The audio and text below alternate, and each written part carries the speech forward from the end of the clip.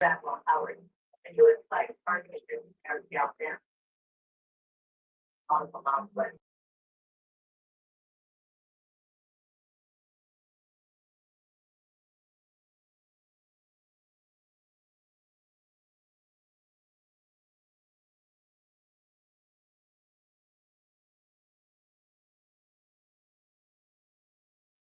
you're a little bit.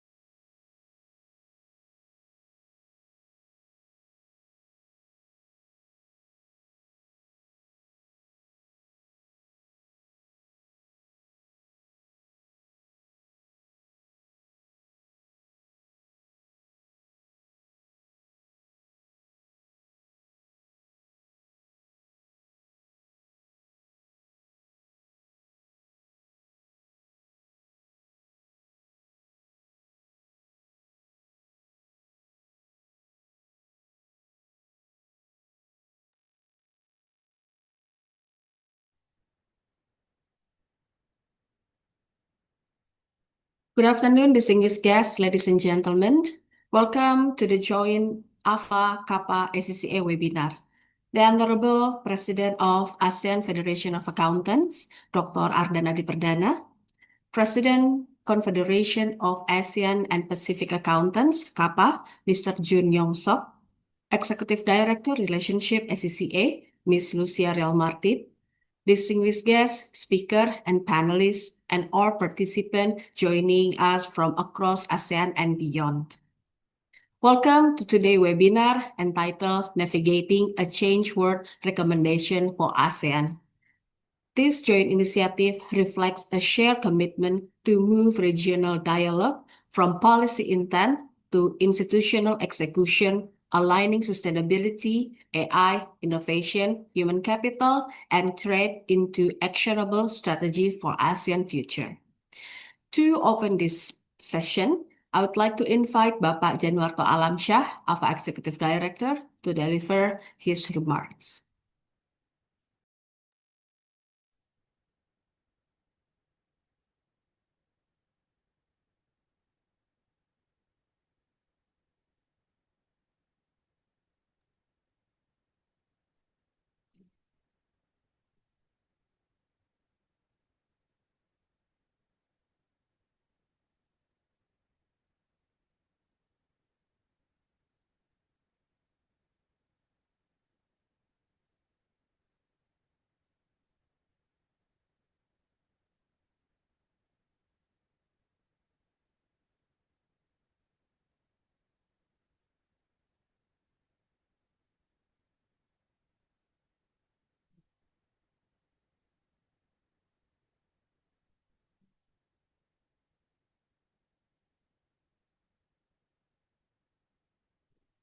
Good. Okay. All right. Thank you, Monica. Apologies, ladies and gentlemen. I just had a glitch just now. Good afternoon, ladies and gentlemen, and our special appreciation to the presence of Dr. Ardana Perdana, President of AFA, Ms. Khadija Muksin, Deputy President of AFA, Mr. Rifki Weno, Executive Director, ASEAN Business Advisory Council, Ms. Lucia Real Martin, Executive Director of Relationship ACCA, Mr. Jun Yong Sok, President of CAPA, Mr. Aniket Talati, Board Director of CAPA, Ms. Jennifer Lopez, Chief Executive of CAPA, distinguished speakers, member organizations, and colleagues from across the accountancy profession. As the Executive Director of the ASEAN Federations of Accountants, it's my distinct pleasure to welcome you to this joint webinar, which is the title Navigating a Change World Recommendations for ASEAN. Our profession today finds itself at historic crossroads. The global landscape is shifting at an unprecedented pace, driven by the dual forces of digital transformation and the urgent need for a sustainable green economy. This webinar is a result of a critical collaboration between AFA, CAPA, and ACCA to ensure the accountancy profession remains a force for public good and a catalyst for ASEAN resilience. Today, discussion centers on the ACCA recommendations for ASEAN report. This is more than a just document. It is a strategic roadmap, addresses the pillars that will define our future: sustainability, artificial intelligence, human capital, and trade integration.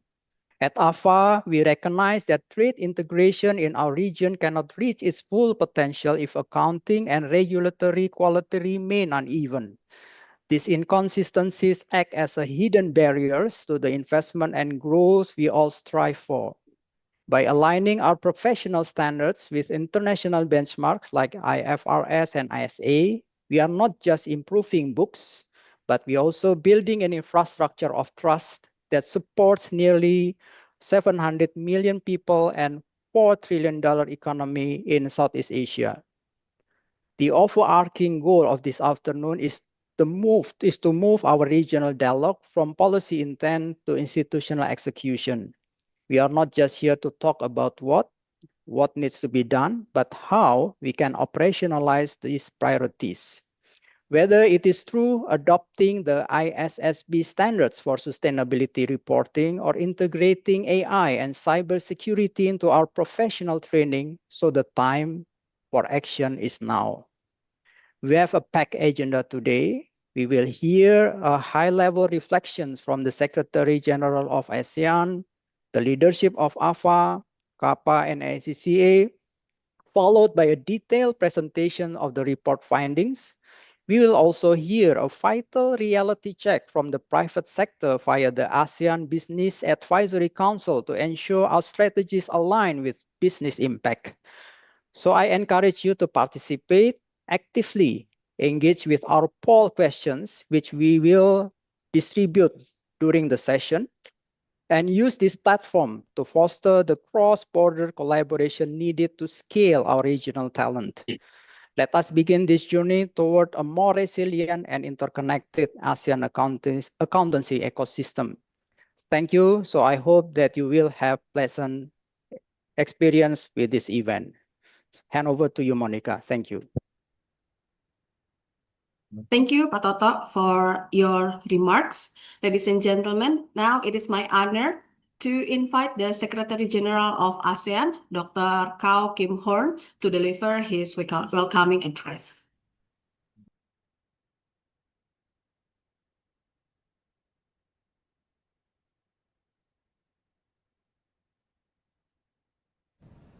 Members, ladies and gentlemen, good afternoon.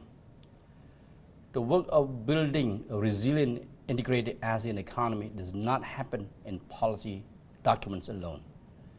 It happens when practitioners, professionals, and institutions align around shared priorities. This is precisely what brings AFA, CAPA, and ACCA together for this webinar. And this is why the ASEAN Secretariat is glad to be part of this conversation. At stake is something consequential: strengthening the region's economic resilience, rebuilding market trust, and ensuring that ASEAN's shift toward a more sustainable, digitally driven economy is grounded in credible, high-quality financial practice. Ladies and gentlemen, the theme for this year, Navigating a Changed World, recommendations for ASEAN, could not be more timely. Trade tensions are rising, international economic and political relations are being renegotiated, and ASEAN, like every other major economic bloc, must respond with clarity and purpose. What gives us a reason for confidence is ASEAN's track record. Our economy grew by 4.8% in 2024, and is projected to grow by 4.3% in 2025. This is at a time when UNCTAD projects global growth is only at just 2.6%. That gap really matters. It reflects the work that ASEAN has put into building its economic competitiveness, supply chain resilience, and a foundation for sustainable and digital-first growth. The 5 pillars of spending sustainability, AI, innovation and technology, trade, talent, and accountancies and finance professionals are not just internally relevant to accountants. They map directly onto ASEAN's own strategic priorities under the ASEAN Strategic Plan 2026-2030, advancing regional integration, facilitating the mobility of high-quality talent, promoting sustainable investment, and ensuring inclusive growth. That alignment is significant, and it is the kind of professional leadership that ASEAN needs more of for today. Ladies and gentlemen, with that in mind, I want to speak directly to the practitioners in this audience. The region is counting on you to move beyond technical compliance and to take on a more active role in shaping the economic environment you operate in. The 4 areas I want to highlight and share with you are intended as a contribution to today's conversation. First is sustainable reporting. Accountants need practical, coordinated tools to translate global sustainability standards into ASEAN level practice. The ASEAN Chartered Professional Accountant Coordinating Committee has begun developing regional guidelines on sustainability reporting.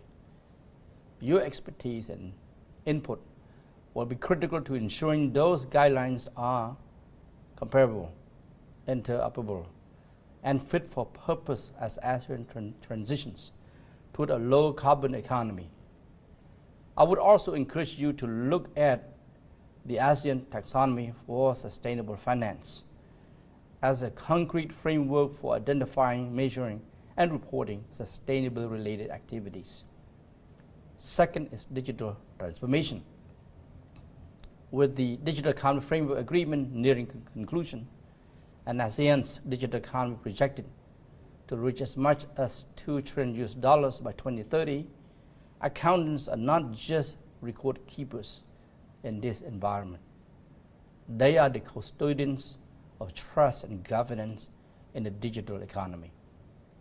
That means staying ahead of new tools, maintaining rigorous ethical standards, and ensuring that financial ecosystems remain transparent as business models evolve. Third is talent development and mobility.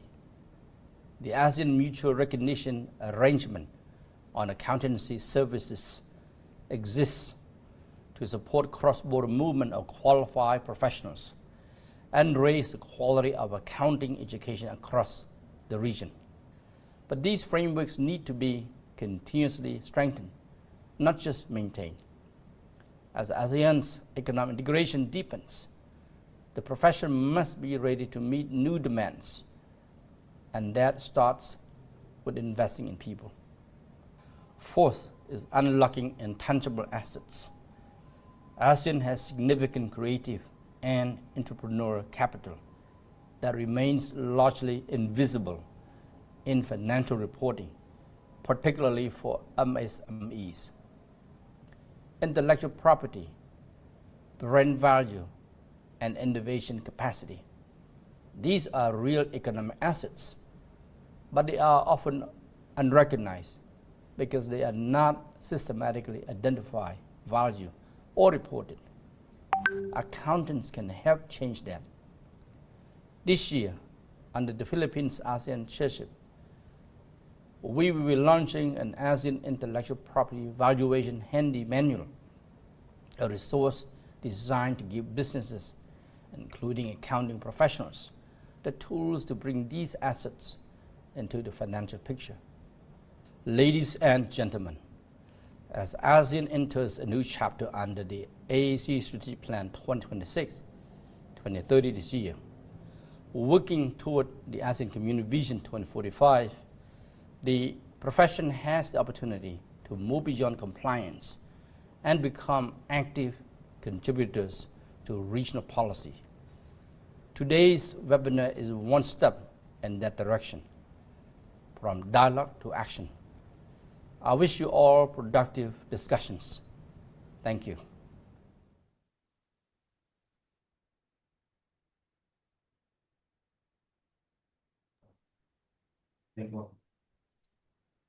Thank you, Your Excellency, for your inspiring message and continued leadership for ASEAN. Ladies and gentlemen, now we would like to invite President of ASEAN Federation of Accountants, Dr. Ardan Adi Perdana, to deliver his welcoming remarks. To Pak Ardan, the screen is yours. Thank you, Monica. Mr. Jun Yong Sok, CAPA President,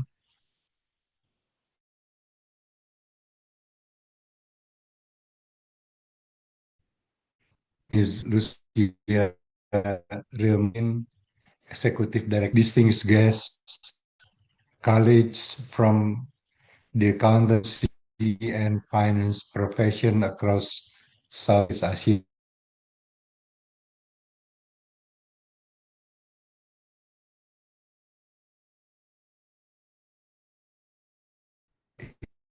It is a great pleasure. The role of our profession has never been more vital. Today, come together to discuss how we can contribute to act as a force for public good and contribute to the stronger, more resilient ASEAN region.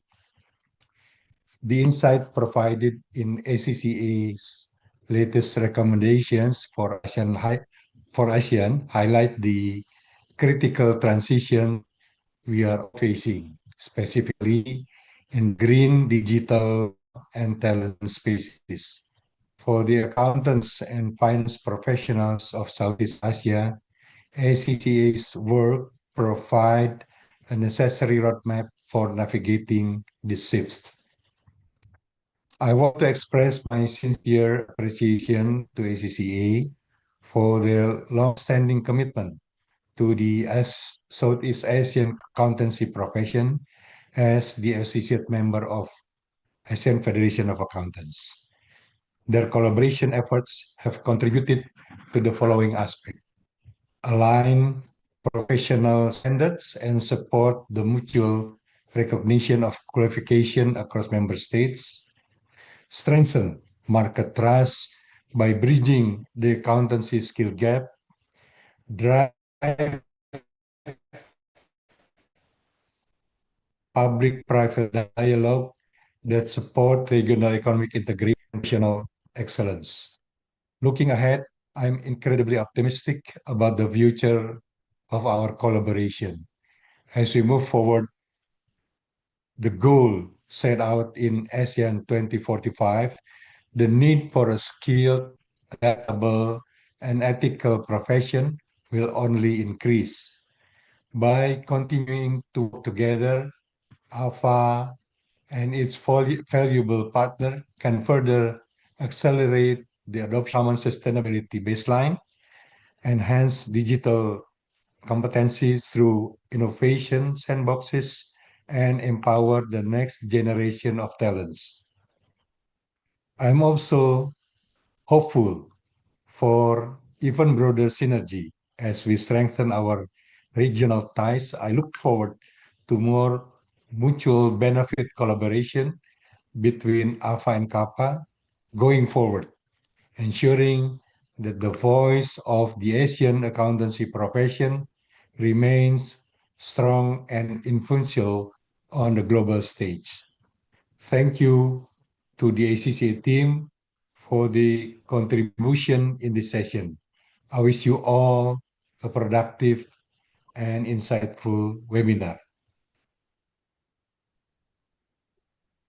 Thank you very much, Dr. Ardana Perdana, for your remarks. Ladies and gentlemen, now I would like to invite President of CAPA, Mr. Jun Yong Sok, to deliver his opening remarks. The screen is yours. Thank you, Monica. Good morning, good afternoon, and good evening to all our participants joining us from across our diverse and dynamic region. On behalf of the Confederation of Asian and Pacific Accountants, it is my great pleasure to also welcome you to this joint webinar, Navigating a Changed World, Recommendations from ASEAN, organized together with the AFA and ACCA. Let me begin by expressing my sincere appreciation to our partners, AFA and ACCA, for this important collaboration. Also, I would like to acknowledge the presence of Dr. Kao Kim-hoon, the Secretary General of ASEAN, and Dr. Ardan Adipodana, President of AFA, Haja Siti Khadija Haji Moksin, Deputy President of AFA, Ms. Lucia Rear-Martin, ACCA Executive Director, and my fellow board member, Mr. Anike Tolati, the former President of ICAI. Your participation reflects the importance and timeliness of today's discussion. For those who are less familiar, CAPA is the regional body representing 29 professional accountancy organizations across from 22 jurisdictions in Asia and the Pacific, representing 2/3 of world's 4 million professional accountants. Within this broader Asia-Pacific ecosystem, ASEAN is a cornerstone. ASEAN is not just a region bloc, it is a strategic growth engine. With over 670 million people, expanding digital economies and deepening regional integration, ASEAN plays a pivotal role in global supply chain and intra-Asia trade flows.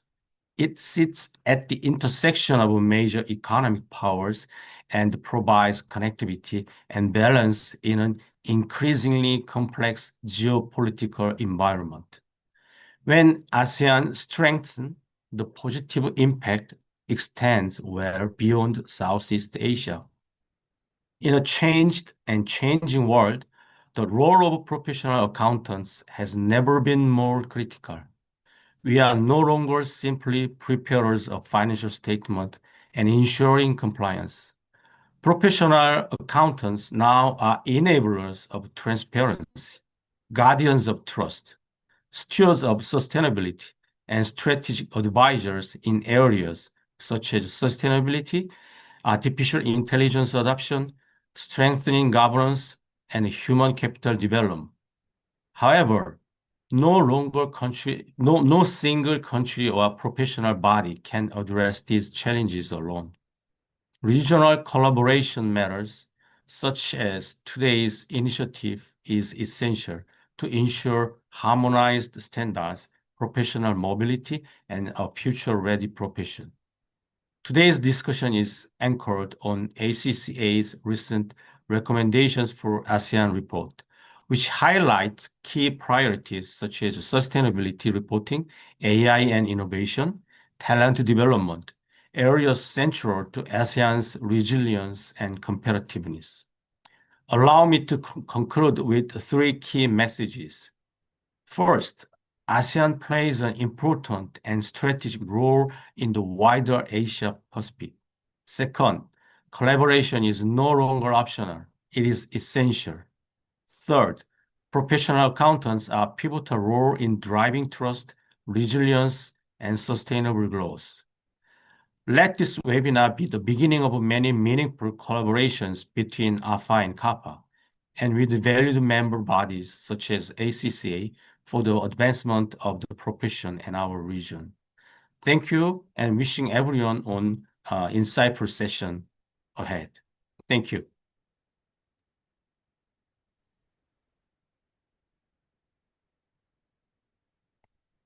Thank you, ladies and gentlemen. Now we would like to invite the Executive Director, Relationship ACCA, Ms. Lucia Martin, to deliver her remarks. Thank you very much, Monica, and good afternoon, good evening, distinguished guests, colleagues, and friend. It's indeed a great pleasure to be with all of you today. And we've already heard such a rich set of opening reflections. So I'm going to keep actually my remarks quite focused on the opportunities ahead for all of us. But first of all, I would like to also express ACCA's sincere appreciation to the ASEAN Federation of Accountants President, Dr. Arden Adiperdana, and his leadership, and to the Confederation Asia Pacific Accountants President, Yoon Yong-sok, and his leadership and management for co-hosting with us this very important webinar. The collaboration that ACCA shares with both AFA and CAPA is long-standing and very much deeply valued at ACCA. And the strong engagement that we see across ASEAN today speaks to that shared commitment that underpins our work. I would also like to extend our warm thanks to Dr. Kao Kim Hong, the Secretary General of ASEAN, for his message of support. It's indeed a genuine honor to hear directly from His Excellency. His participation in this webinar really underscores both the seriousness of the regional agenda and the importance of a sustained dialogue between policymakers and the accounting and finance profession. Speaking to an ASEAN audience is always a pleasure for me. I've had the privilege to work in ASEAN for over 22 years of my professional life in the accounting profession, and working very closely with AFA and CAPA and many of you in the profession. And I was also delighted to join you all at the ASEAN Business and Investment Summit in Kuala Lumpur last year, where the energy and the ambition behind the ASEAN project were unmistakable. And that momentum continues to be felt, and this webinar is a testimony of that. And one of the reasons why ACCA is so committed to this important region globally. We now look forward and ahead to the Philippines chair of ASEAN this year with great interest, but also great commitment. And of course, each chair brings their own priorities and their own opportunities for progress. And we very much look forward to participating and contributing to the Philippines in how they shape the new chapter of ASEAN cooperation. ACCA's commitment runs really deep in ASEAN. In fact, this year we mark 90 years of our presence across the region. And it is indeed 9 decades of partnership with governments, with regulators, employers, and professional accountancy organizations, all in the pursuit of excellence for the benefit of business, both in the private and public sectors. Our relationship with AFA and CAPA really sit at the heart of this work, alongside our close collaboration with national professionals accounting organizations. And ASEAN has been central to ACCA's policy agenda for a long time. We actively gather insights from stakeholders across the region to help our global surveys, our thought leadership, ensuring that ASEAN's voice helps shape global conversations. In 2025, for example, we strengthened this further through our knowledge partnership with the ASEAN Business Advisory Council, Malaysia, being able to examine the sustainability reporting landscape and setting out a series of call to actions to support greater regional coherence. And this year, in 2026, we will continue to work closely with the ASEAN BAC and our wider partners to maintain that strong presence around the key meetings of ASEAN, the milestones through the Philippines chair year. The ASEAN recommendation document that we'll be discussing very soon is indeed a natural evolution of this long-standing commitment and engagement for ACCA. It sets out clear call to actions across themes that are critical to ASEAN's future and that have already been mentioned as priorities by the ASEAN Secretary. Sustainability, AI, innovation, technology, trade, talent, and of course, the evolving role of the accounting and finance profession. So some of these recommendations will require leadership from governments, regulators, but all of us, and the opportunity for the profession to advocate, to partner, and support. And many will place, indeed, the profession firmly in the driver's seat. ACCA, for sure, is an advocate of this. And we call on firms, PAOs, educators, and businesses to also act. Because these actions that we will be talking about are actionable, they're practical, and they are within reach of all our stakeholders that are represented in this webinar today. So, as it's also been said, let's take the idea of a call to action seriously and personally, and then drive it into action. So you're going to hear very shortly from one of my colleagues about this, but I would like to leave you with a thought of how this document and the discussion becomes an open invitation to partner with us, to partner with each other, and to collaborate more closely across borders and institutions. And an invitation to also challenge ourselves, to tell us and to tell each other where we agree, where we see gaps, and how we can work further and together. So with that, very many thanks for joining us today, and we really look forward to a rich and constructive discussion. Thank you very much, and back to you, Monica. Thank you very much, Lucia, for sharing your remarks with us. Before we move to our next agenda, I would like to invite everyone for a group picture. I would like to invite Pak Ardan, Yongsok, Lucia, Paoki, George, Bu Khadijah, Rifki, Aniket, and Pak Toto to open your camera to join for our group picture. Also, Jennifer, please open up your camera.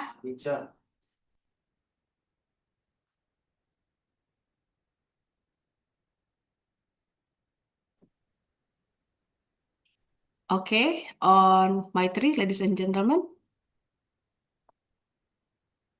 1, 2, 3. 1, 2, and 3. Thank you very much.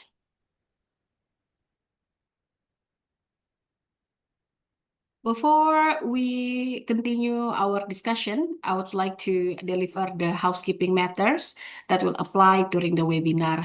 Ladies and gentlemen, the presenter, panelists, and participant, please kindly keep your microphone on mute unless you are invited to speak. For all the participants, you may use a Zoom chat function to ask for a question. Participant, please complete our post-event survey and provide your feedback to our webinar today. The link to survey will be provided to you towards the end of webinar, and this webinar is being recorded. Ladies and gentlemen, now we move to the core of our dialogue today is the presentation of ACCA recommendation for ASEAN report. The strategic roadmap outlines practical call to action across sustainability, AI, innovation, human capital, and trade designed to deepen regional integration and drive inclusive growth. To present this report, please welcome Mr. George Thompson, Manager Public Affairs Asia Pacific, ACCA. George, over to you. Thank you very much, Monica. I'd be very grateful if the presentation could be shared on screen. Thank you.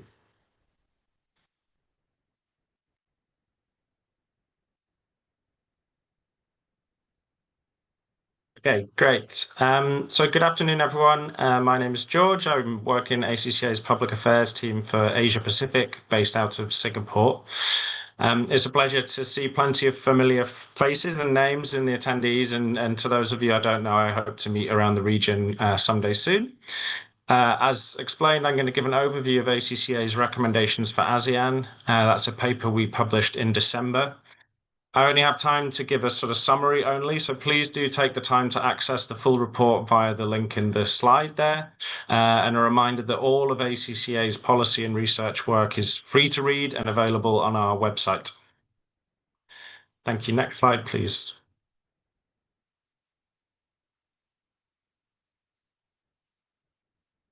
So what was the impetus and the rationale for the recommendations paper?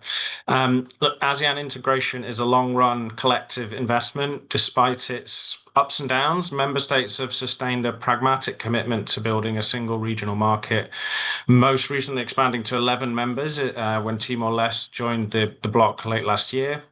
As has already been mentioned, ASEAN's a market of nearly 700 million people, $4 trillion in GDP, and on a purchasing power basis, that's over 6% of the global economy already and growing fast. ASEAN economic integration has delivered significant achievements. Key milestones probably started with the ASEAN Free Trade Area tariff liberalization in 1992, the launch of the ASEAN Economic Community in 2015, and the trade facilitation seen through the ASEAN Single Window. In US dollar terms, intra-ASEAN goods trade, so trade among member states, reached $1.4 trillion alone in 2024, and that's just goods, not services, and of course the movement of people and skills, which is also so fundamental to economic success. Regionally, ASEAN has worked as one. It's thrown its voice, sort of collective weight behind trade positions. So most notably agreeing as a bloc to join the mega deal, the RCEP Free Trade Agreement, which is in force since 2022 and is the largest trade agreement in the world by GDP coverage. But beyond the summits, the presidents, the prime ministers coming and going, we need to remember that ASEAN integration is built through a steady drumbeat of practical cooperation. It's a process. It's built on frequent regulator dialogues and partnerships that quietly align rules, solve cross-border frictions, and turn agreements into day-to-day reality. The ASEAN Capital Markets Forum is a really good example of this day-to-day process-driven alignment work. And ASEAN has also taken concrete steps that matter directly to our profession. So the ASEAN Mutual Recognition Arrangement on Accounting Services, which is designed to support cross-border mobility of accounting professionals, is a really good example. And as we move into March 2026, ASEAN's strategic direction is pretty clear, pretty transparent. The ASEAN Economic Community Strategic Plan 2026 to 2030, so the 5-year direction, was agreed only in May last year in Kuala Lumpur, and it's aimed at accelerating integration and regulatory coherence across the region. There's never really been a better time for our profession to stake its role within that wider process. Within all of that, there needs to be a clear-eyed recognition that integration, alignment, efficiency in ASEAN, it still has a long way to go in the region. There are still some gaps between our ambition and reality in places. Capital, talent, and trust don't automatically flow across borders, and the region faces a number of collective risks, from climate disruption to trade fragmentation to skills gaps. So going back to the recommendation, the objectives behind the paper was to use ACCA's unique region-wide vantage point. It's grounded in our member base and our full spectrum of engagements across the region to identify practical steps that strengthen ASEAN's alignment and its resilience. In doing so, what we've looked to provide is a framework for a set of deliverable practical calls to action, and they're structured by 5 key headline themes. So those are sustainability, AI and tech, human capital, trade, and finally, the accounting profession itself. And this is not a short-term pitch or a one-year to-do list. We recognize that many of the calls to action would require multi-year solutions, multi-year collaborations and partnerships, but we see value in identifying the opportunities across the region and seeking to establish consensus and collaboration. Next slide, please.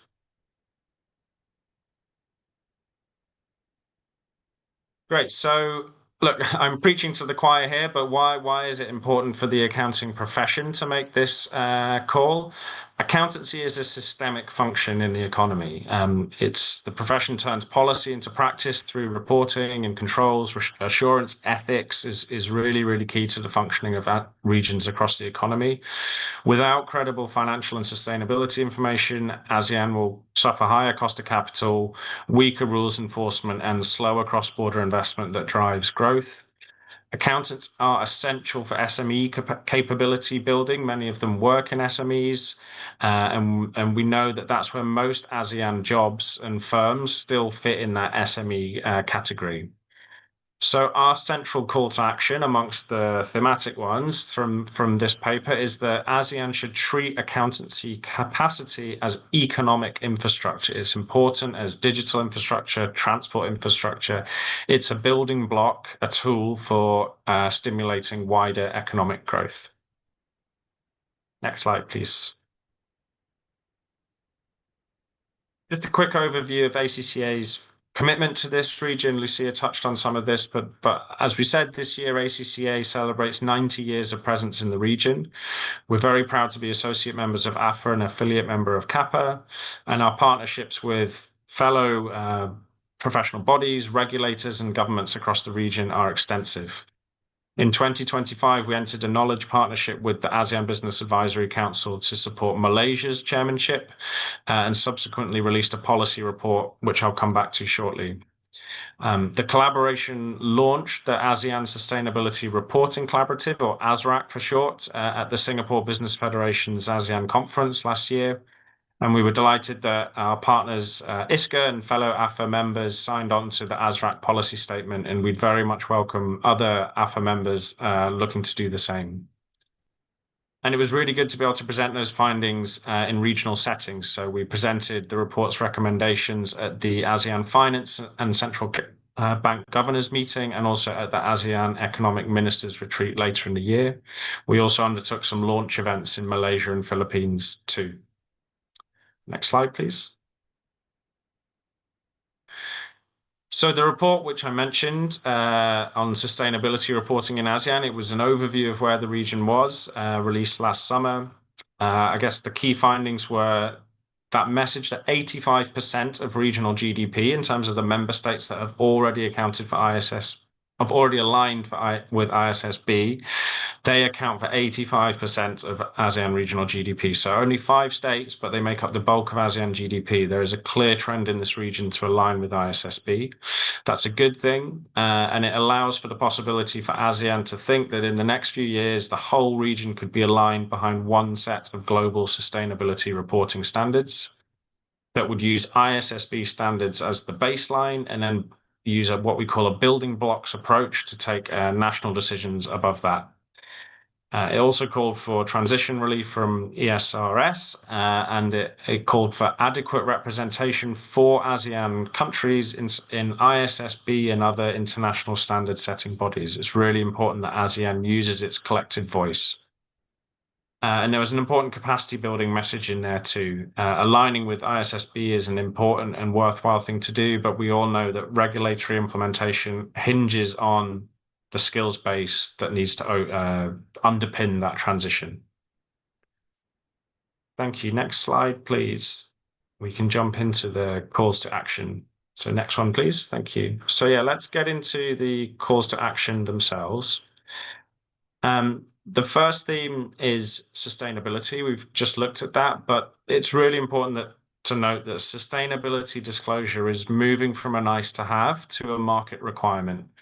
Investors, banks, supply chains all see this as a credibility test, particularly for companies that want to export or trade with ISSB aligned markets in other areas of the world, Japan, China, the EU, etc. So ASEAN needs comparability to avoid fragmented national rules that raise cost and complexity for companies. And the calls to action reaffirm what we said in the report last year. So ASEAN to adopt and align with the ISSB baseline standard, IFRS S1 and S2, create that consistency across the region. Build assurance capacity so sustainability data is trusted. Create practical SME pathways. As I said, it's such an important sector for employment and growth in this region. So making sure that as standards are passed into the economy from probably listed companies first, moving to smaller companies, they are given practical, pragmatic requirements about how those standards will be phased in, given guidance and training by regulators and professional bodies as well. Strengthen data and governance. So these are controls, audit trails, and the sort of generalized responsibility around sustainability information. And important, and a theme that comes back across these calls to action, is coordinate regionally so ASEAN has a stronger voice in the global standard setting bodies, as I mentioned earlier. So moving on to AI innovation and technology. We all hear about it all the time. AI is changing finance work fast. It's changing forecasting, controls, audit testing, fraud detection, general reporting. We know the risks that can bring: data quality risks, cyber risks, risks around accountability and bias, and over-reliance on a technology before you realize it's caused you problems in its processing. So the calls to action in this theme center around building AI and digital competence into professional training and continuous professional development, areas like data usage, governance, cyber, and ethics. Set clear expectations for responsible AI in finance, accountability, transparency, auditability. We know that in other parts of the world, there is not a rush to set expectations around responsible AI. So if ASEAN can do it itself, it can be a bit of a pioneer and set a standard. Use regulatory sandboxes and pilots so firms can adopt new tech with supervisory learning. Strengthen baseline cyber and data protection guidance for SMEs where the vulnerability is highest. And promote interoperable digital reporting, e-invoice, data standards, those kind of things. interoperability, really, again, another really key principle to the calls to action. And the third theme, human capital. ASEAN's growth hinges on skills availability, not just labour supply. It's a common theme to talk about the positivity of ASEAN's demographics, but you then have to use it, build the skills, invest in people. So the calls to action here are around expanding access to quality education and professional pathways, and affordability is a really, really important aspect there.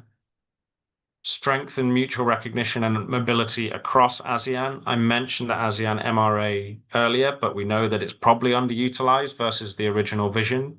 So ensuring that there are clear pathways, consistent approaches, and quality across those mobility corridors. Support employers to build future-ready finance teams, so hybrid skills, tech, judgment, ethics that underpin really professional finance teams, and also make sure that inclusion is mainstreamed into the talent approaches across the region. So widen the entry points where SMEs can get into the profession. Public sector professionals as well are a really important cohort, and some of the underserved groups, perhaps rural areas or more impoverished regions. Trade is the next theme. Trade and investment is obviously a huge aspect here, and it scales when rules are predictable and information is trusted. So that's really the foundation of what can facilitate trade. We know that fragmented reporting and uneven enforcement create hidden costs, and they discourage cross-border activity. How you keep growing that intra-ASEAN trading pie will really hinge on similarity and alignment across markets. So the calls to action here were about aligning and implementing high quality financial reporting and audit standards across the region, improving regulatory coherence, consistent application is really important, supervision and enforcement capability, again, the public sector piece there. Strengthen governance to raise confidence, controls, anti-fraud, transparency all form a part here. And coming back to MSMEs again, support them to trade, give them capability for both accessing finance, reporting, and trade finance readiness. Next slide, please. And the final and fifth and final call to action theme was around leading the profession itself. So strong professions protect the public interest and enable growth through trust and competence. Weak oversight creates reputational risk and uneven quality, especially as sustainability assurance expands. It also drags on growth. So the calls to action here are around strengthening capacity among our PAOs, making sure there's good quality training, monetary and disciplinary processes, and that embeds public trust. Upholding those ethical standards, so embedding a really strong ethical culture across the region through education and enforcement. Increasing regional cooperation through AFA, CAPA, and other ASEAN forums to share best practice and align approaches. And finally, positioning professional accountants as key partners in public sector reform, governance, and resilience. Next slide, please. Thank you. So thank you for sticking with me. Just to conclude, I want to say thank you. Please do use the recommendations as a catalyst for further discussion with the enabling stakeholders in your respective markets. Do let us know what you think. I'm sure you're already reflecting in the chat and in the Q&A later, and we look forward to digesting that after the session, but also get in touch beyond the session if you can. My email is at the bottom there. And other than that, thank you for your time. I look forward to hearing the reflections of AFA and CAPA and the ASEAN Business Advisory Council.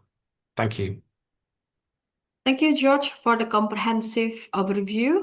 And now we move to regional reflection from AFA, examining how this recommendation align with the AFA Strategic Plan 2024-2027 and strengthen institutional synergy across ASEAN. And now please welcome Ibu Khadijah Haji Muksin, President of BICPA, who also the Deputy President of ASEAN Federation of Accountants. Ibu Khadijah, the screen is yours. Thank you, Monica. Okay, good afternoon, everyone, ladies and gentlemen. distinguished colleagues and partners. So a bit of reflection from AFA on the report issued by ACCA. So as we reflect, on the Navigating a Changed World report, it's very clear that ASEAN recommendations are not just external observations. They are a mirror to the strategic journey AFA is currently undertaking. So to ensure our profession remains a pillar of stability and prosperity in Southeast Asia, AFA is actively incorporating these insights into our core strategy and our regional global institutional synergy. So here are our key pillars of our reflection. The first one, in terms of advancing the green transition through global alignment, the ASEAN recommendation highlights that sustainability is now a core competitiveness agenda for ASEAN. We are committed to the recommendation's call to action for a common sustainability reporting baseline. AFA is working to ensure that our member states align with the ISSB's IFRS sustainability disclosure standards. We also recognize that member states accounting for 85% of regional GDP are already moving this way. So AFA's role is to harmonize these efforts, ensuring we adopt a building blocks approach, as mentioned in the report, and make these standards workable for our significant MSME sectors. Secondly, shaping a future-ready profession through digital ethics. The digital economy is expanding, but as the recommendation warns, without strategic upskilling and ethical governance, we risk losing ground. So AFA is echoing the call to integrate data analytics, cybersecurity, and AI into national professional training standards. We must bridge the gap between technical AI capabilities and also the human judgment that defines our profession. Digital transformation requires more than just technical skills. It requires a secure and trusted digital environment. AFA is focused on embedding ethics into the use of these technologies to ensure that automation enhances rather than erodes stakeholder trust. Third, in terms of strengthening human capital and regional mobility, human capital remains our most pivotal asset, yet we face a growing skills gap. As mentioned, we are leveraging the ASEAN Mutual Recognition Arrangement on accountancy services to facilitate the movement of talent across borders. AFA's strategy involves aligning regional qualifications to reduce barriers and increase the caliber of our workforce. Following the ASEAN's recommendation, we are looking for ways to launch initiatives that broaden access to high-quality education, specifically reaching talent in less developed areas to ensure inclusive growth. Fourth, enhancing trade integration through regulatory coherence. Trade integration will only reach its full potential when accounting and regulatory quality are even across all member states. Inconsistencies in standard adoption act as hidden trade barriers. AFA is working to accelerate the alignment of financial reporting and auditing standards with international benchmarks like IFRS and ISA. We are committed to fostering better cooperation between securities regulators, audit oversight bodies, and central banks to ensure regulatory coherence that strengthens the ASEAN brand as a reliable and transparent place to do business. Last, in terms of institutional synergy, our progress is also tied to our partnerships. We are strengthening formal ASEAN forums that bring policymakers together with other professional bodies to coordinate on development. As the recommendation suggests, we must ensure the voice of ASEAN businesses is heard in global standard setting. By working through AFA and collaborating with global bodies like IFAC and the ISSB, we ensure that our regional context influences international policy. Our goal is to create a sphere of influence where integrity and accountability are non-negotiable. By integrating these recommendations, AFA is not just adopting a report, but we are building a future-proof profession that drives a sustainable future for all 700 million citizens of ASEAN. I think that concludes the reflection from AFA. Back to you, Monica. Thank you, Ibu Khadijah, for the important region insight. And now let's broadening the lens to the Asia Pacific perspective. And we would like to invite the reflection from CAPA on ASEAN economic vitality and the role of aligned professional standard across the wider region. Please welcome Mr. Andike Talati, the board director of CAPA, who also the former president of ICAI. The screen Thank is you. yours. Thank you so much, Monica, and a very good afternoon to everybody. And special thanks to all the three joint organizers for giving me this opportunity, AFA, CAPA, and ACCA.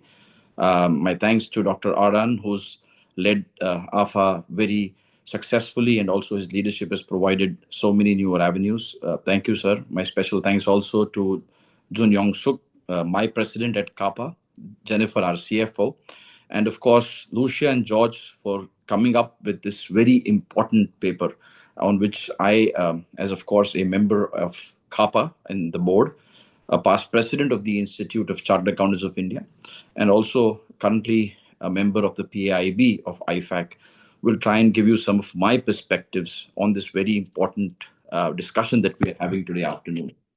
Let me begin by stating that I'm very impressed with the topic that we have and the report that has been built, Navigating a Changed World.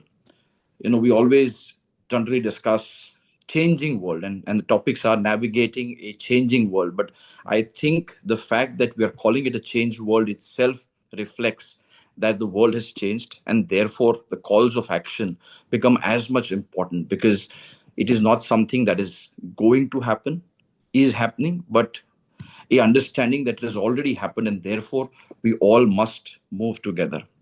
I believe with a population of 680 million and a young demographic profile, an expanding middle class, ASEAN has definitely become one of the most dynamic economic regions in the world. Importantly, I think ASEAN's economic integration is increasing beyond this through frameworks like ASEAN Plus 6, which includes China, Japan, Korea, India, Australia, and New Zealand. And similarly, I think the body which represents this ASEAN Plus 6 framework in our profession of accounting is CAPA. And therefore, I believe very important that these two bodies collaborate, work with each other, and cooperate. I've always said that the time to compare and compete is over. This is the time to collaborate and come together. And I'm glad that we are doing that through this very important webinar. I think this broader grouping has the potential to further accelerate free flow of trade, which in today's context has become even more amplified and important. Investments in supply chains across the region, and strengthen Asia Pacific's role as a major engine of global growth. I think if I talk about India, in 2024 itself, the trade between India and ASEAN has crossed $100 billion US, and FDI inflows from India into ASEAN are close to $4 billion, placing India among ASEAN's key trading partners. But beyond this, I think we are definitely seeing a deeply interconnected regional economy. Factories in Vietnam and Malaysia source components from China. Financial services in Singapore facilitate investments from Japan and global capital markets and financial service center. Indian technology companies are collaborating with Asian partners on various digital platforms. And I think in these ways, ASEAN is a central node in the Asia Pacific economic architecture, connecting manufacturing, finance, technology, and talent across borders. And I think this deep integration is precisely why this very important recommendations that we are discussing on sustainability, digital transformation, and human capital become so very important.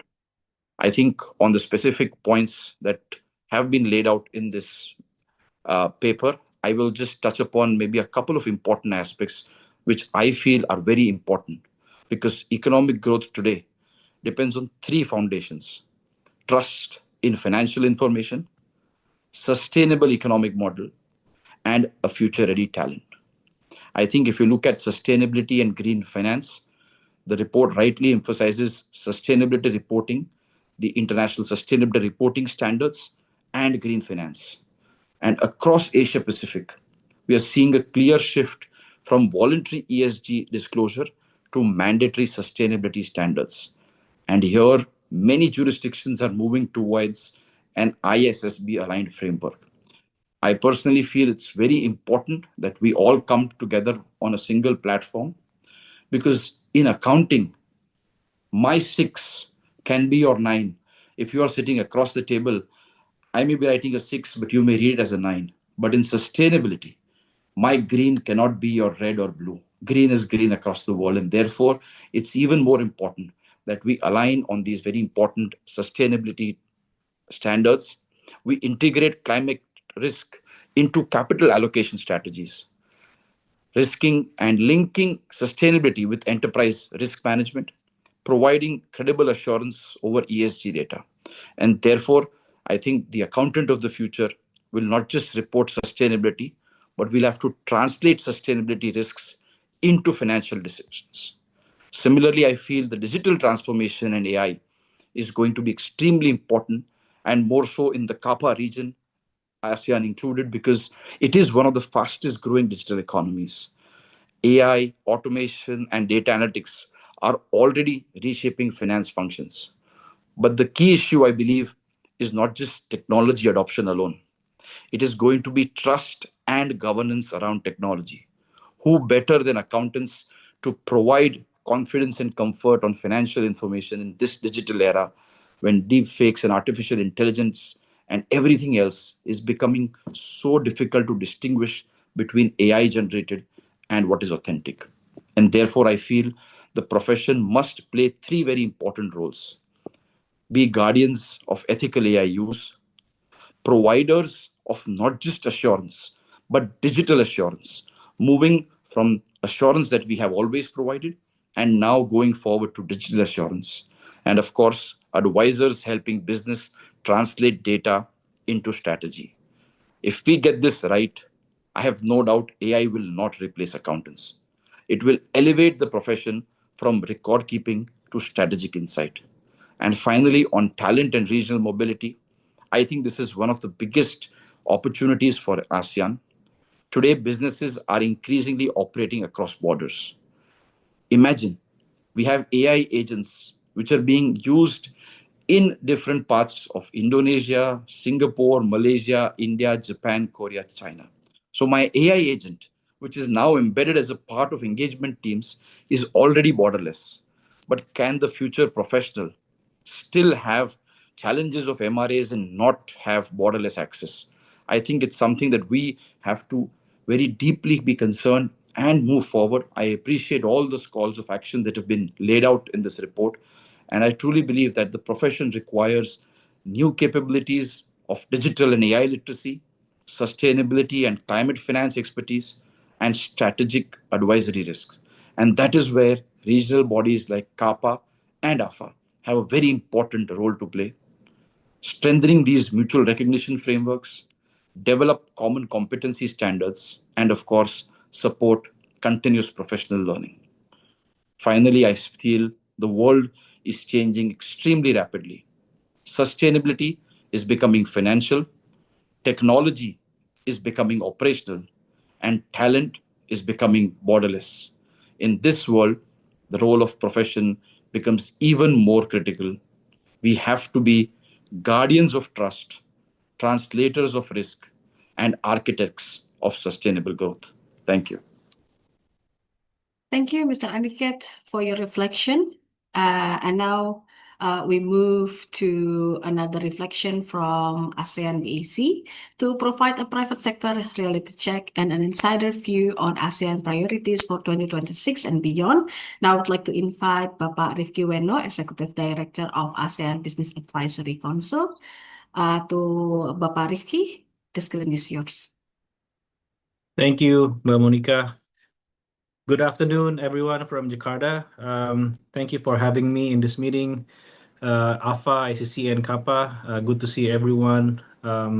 So I would like to thank again ACCA for outlining these recommendations. This is very timely recommendations for us as we begin our 2026 chairmanship of the Philippines. And it is an honor for me to speak with you today on behalf of the ASEAN Business Advisory Councils. And also, I would like also to not forget the congratulate ACCA on celebrating their 90 years of presence in ASEAN. I think your deep roots in the region make you an invaluable partner for the private sectors here in ASEAN. We at ASEAN Back, I think this is mentioned before by Lucia and also by George, that we deeply value our ongoing collaborations. In 2025, we established a highly productive knowledge partnership to support Malaysia. We successfully launched the ASEAN Sustainability Reporting Collaborative at the Singapore Business Federation ASEAN Conference. And today, as we review your excellent report, we are looking at the next crucial steps for our region of ASEAN. We believe that your central call to actions resonates profoundly with the business community. We must treat accountancy capacity as economic infrastructure, not just digital networks or transport route. But we know that while ASEAN is pursuing broad-based integration, capital, talent, and trust do not flow automatically across borders. So without credible financial and sustainability informations, ASEAN will suffer. So let me frame and also respond to ACCA's core recommendations through the lens of the ASEAN Bank's economic priorities and the concrete realities of our B2B trade in the region. So responding to your first theme on sustainability and B2B supply chain resilience, I think our first major priority in ASEAN is the green transitions.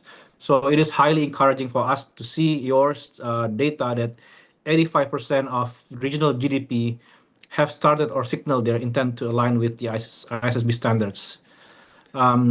We must look this through the supply chain lens.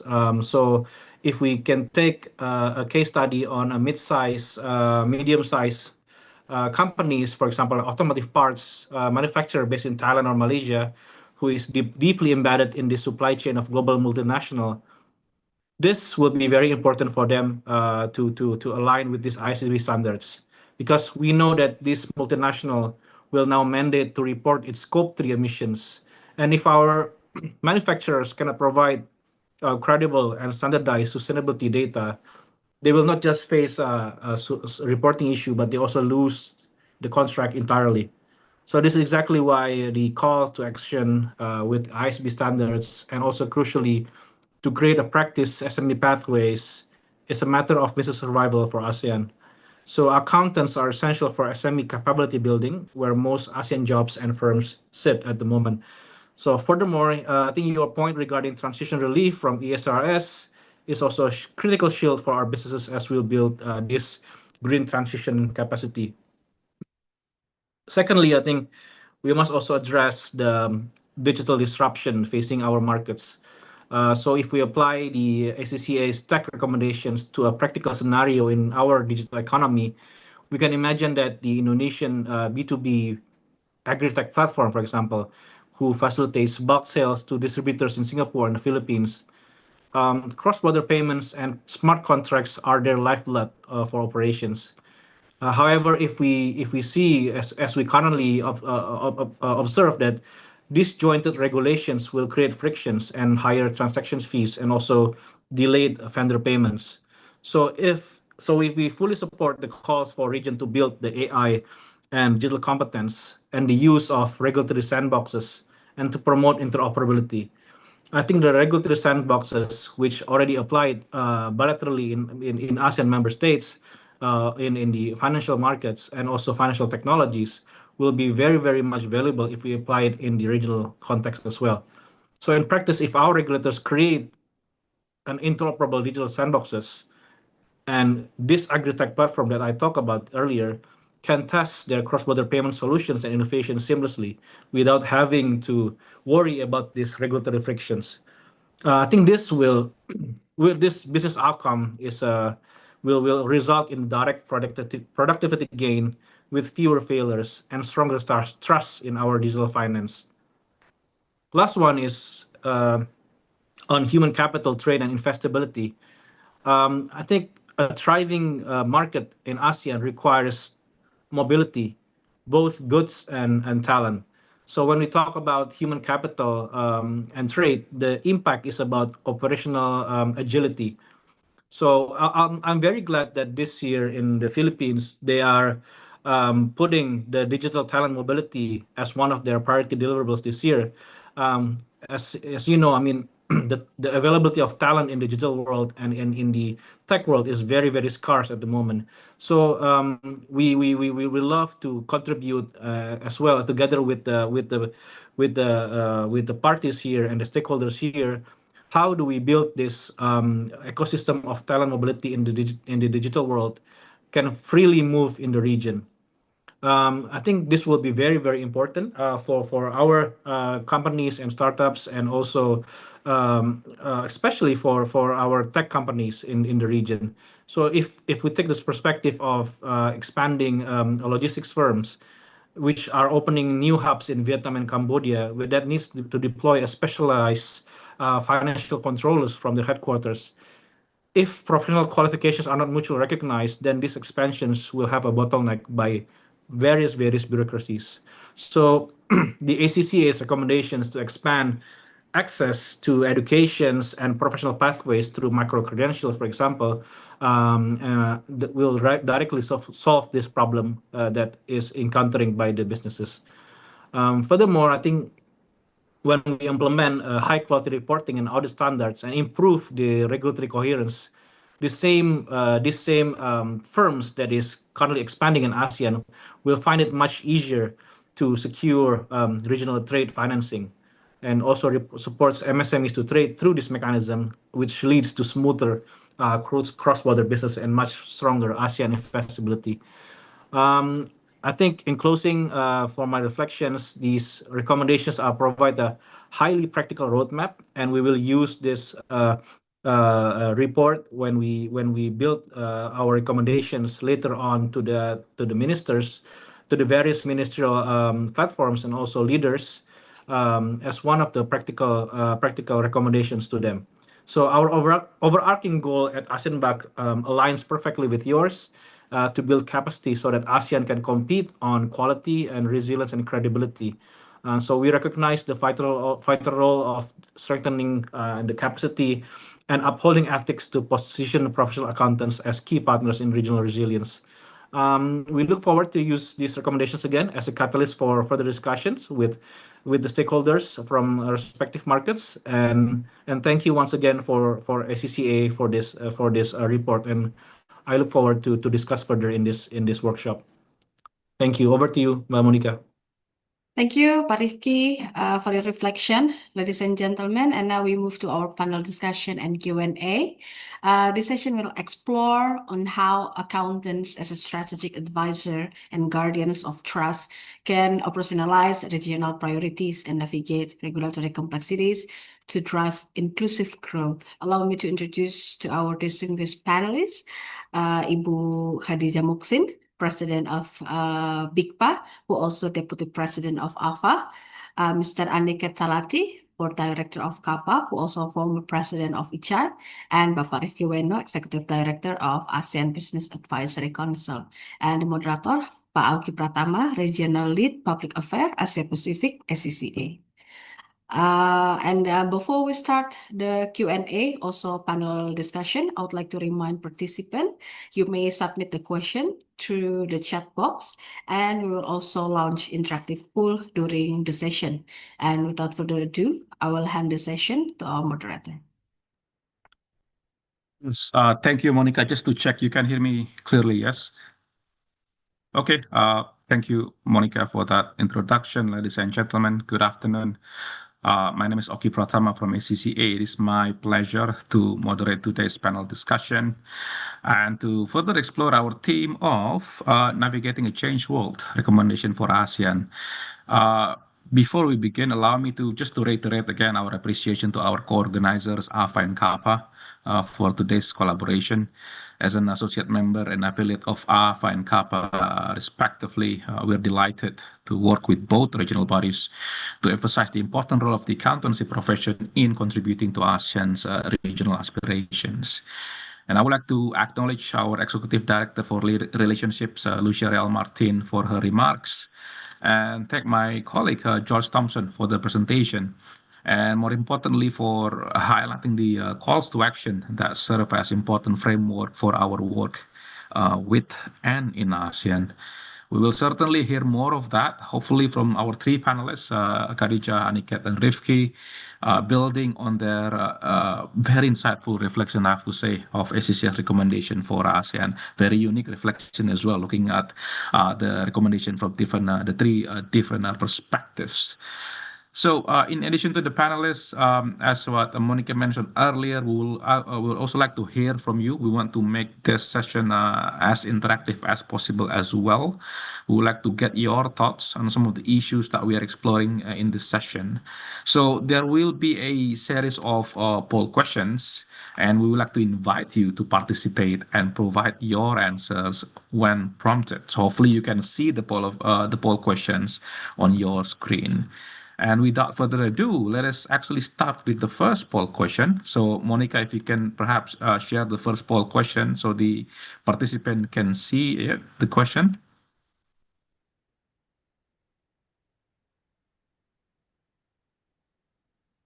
So let's wait for the poll. Okay, so hopefully you can see the first poll question.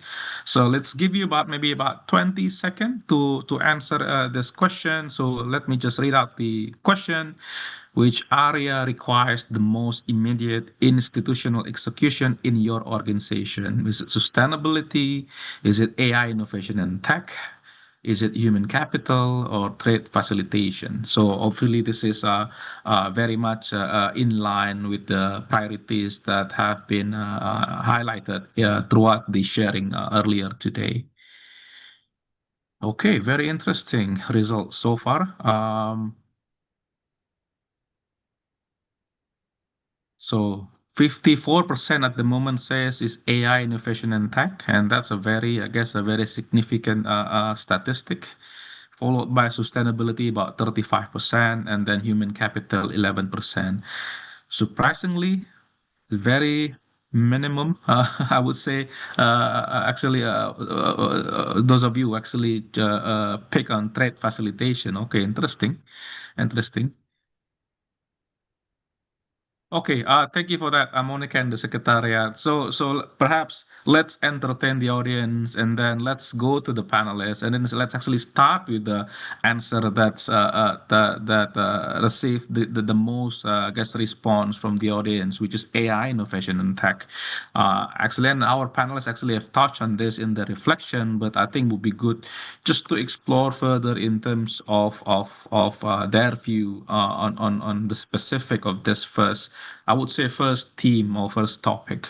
So let's start by looking at digital acceleration, tech and AI, particularly as we're moving to from what I would say AI awareness to AI ready finance function and business operations. Okay, actually let me start with Mas Rifki from the ASEAN BAC. So one of the framework or document that ASEAN have on this is the ASEAN Responsible AI Roadmap 2025-2030. It is now in motion. So my question is perhaps just to explore further because you are representing the BAC and obviously the private sector representative. So from a private sector perspective, what is the execution gap that you see in businesses in ASEAN in adopting AI? And perhaps a sort of an add-on to that is that because we are in most of the audience are accountants or those in the accountancy profession, how do you think accountants can act as the bridge to ensure that this technology is used ethically and productively? Mas Rifki. Yeah, thanks for the question, Mas. Okay, I think for us, if you talk about the execution gap in AI, I think it's not about the lack of software or the lack of tools to do it, but it's the fundamental lack of trust and data governance. So businesses are eager to adopt AI for efficiencies, but they are terrified that of these data breaches, algorithmic bias, and also compliance failures in a fragmented regulatory landscape.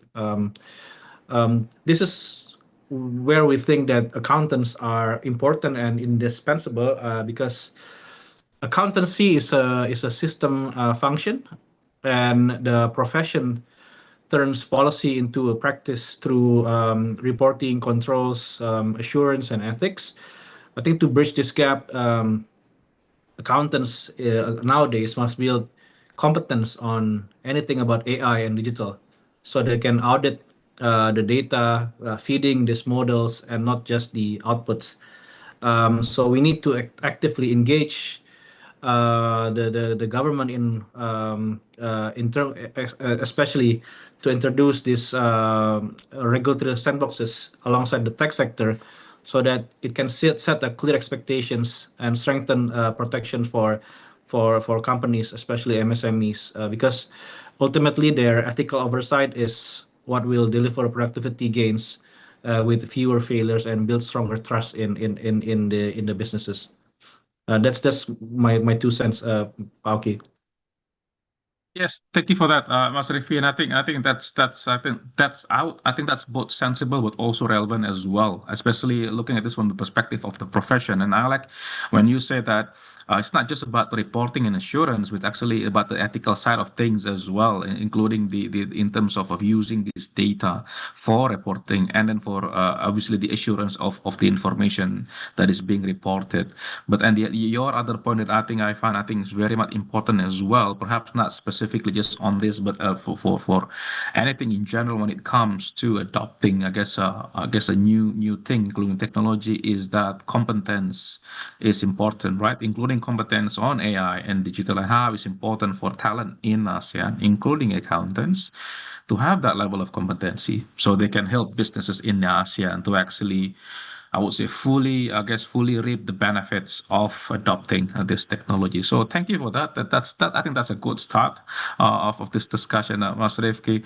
Let me just move to Khadija now, just to get the perspective of AFA, but you yourself also obviously is part of a local body, accountancy body in Brunei, Khadija. So AFA strategic plan focuses on few priorities, including on digital and technology. So how are you actually encouraging national accountancy bodies or the PAOs to move beyond actually basic digital literacy toward actually building AI-ready finance professional who can provide digital assurance? So I guess this link to earlier point about having that level of competence to make sure that accountants can support businesses in the region, Khadija. Thanks, Oki. I think what you mentioned about AFA strategic plan, right? We have this strategic plan 2024 to 2027, which we outline goals to grow capable, innovative, and resilient PAOs across ASEAN. So the roadmap includes, fostering digital competencies and also encouraging member bodies to integrate advanced tech-oriented learning and also capacity building.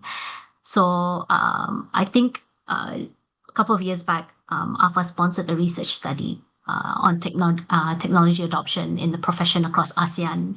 So we collaborated with another education body where they visited each country in terms of trying to understand the gaps, the requirements of each member states, and see, and then come up with a report which AFA can use and help its members, member organization, on planning on which direction, where we currently stand as a profession and how we can bridge the gap in the coming years.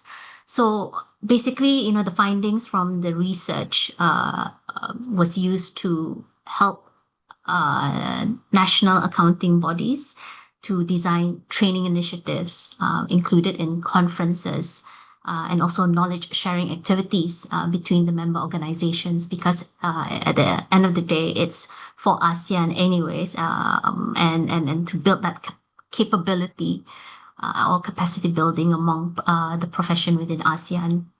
So using those insights, AFA encouraged the national accounting bodies to expand their CPD programs to include advanced technology competencies such as AI use, data analytics, and digital assurances. And I think for the last couple of years, a few of the professional bodies, national professional bodies, has started introducing those types of CPD programs, and also collaborating amongst the national accounting bodies as well, the knowledge sharing as well, the data used, etc., and whatnot. On the other hand as well, the insights from that research, we embedded it into our conferences, the future conferences. I think for either last year or 2 years ago, our conference theme was around AI, around digital transformation, etc.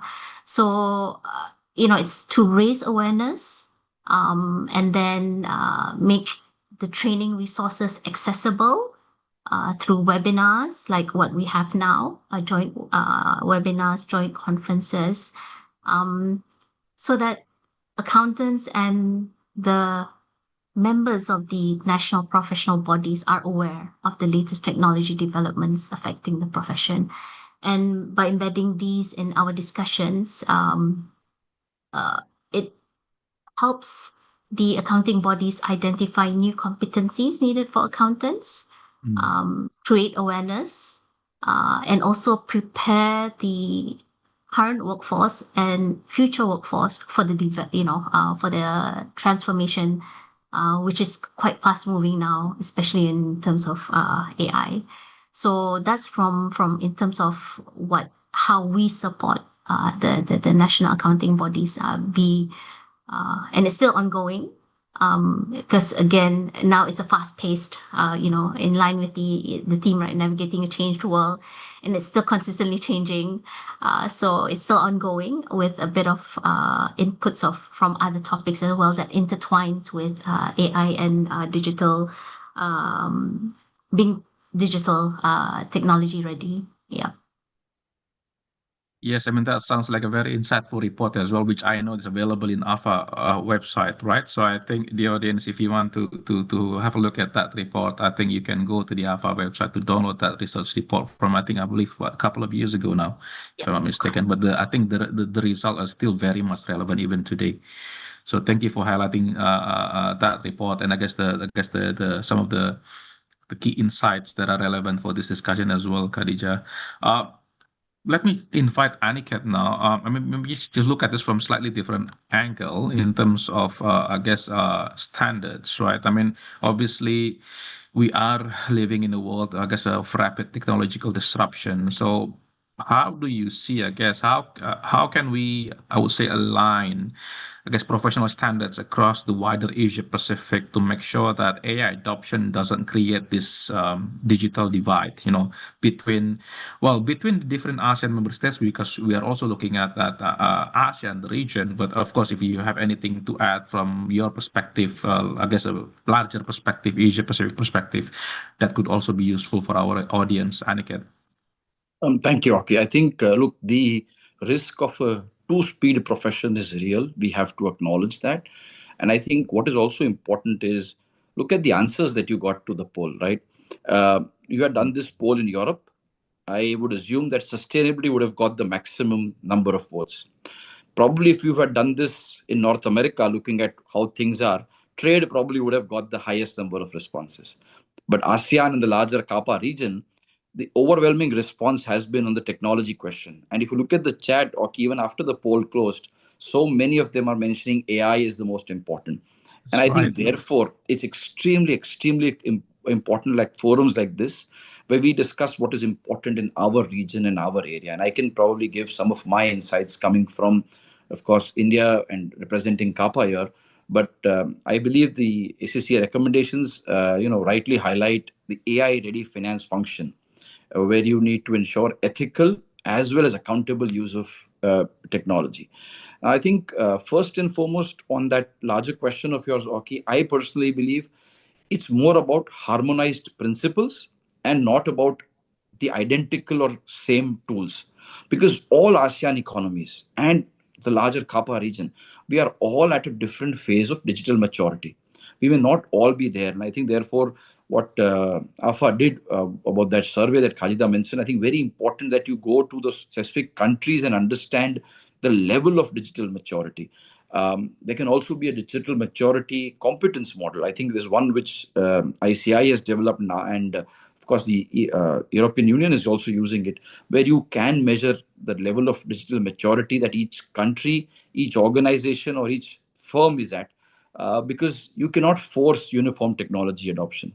I think what we can harmonize are ethical guardrails, the expectations of assurance, because those will increase as technology gets embedded, data governance standards of how data is used across the world, and of course, professional competencies. So tools may differ. I think we are just scratching the surface in terms of which tools are available in the market, but definitely in terms of the broader perspective, I think the principles have to be harmonized. I think second, very importantly, I feel is that AI has to get embedded into our assurance functions. And therefore, to all participants, I think we cannot wait and allow finance to be the last adopter. I think technology has already moved in so many aspects in other professions. And for us, I think the time is now to probably think of AI assisted audit, for having continuous monitoring, and the concept of just doing a sample against that, having a larger population getting audited or monitored through technology, I think is important. And therefore, something that India did maybe 5-7 years ago was having an accounting standard, an auditing standard, an ethical standard board.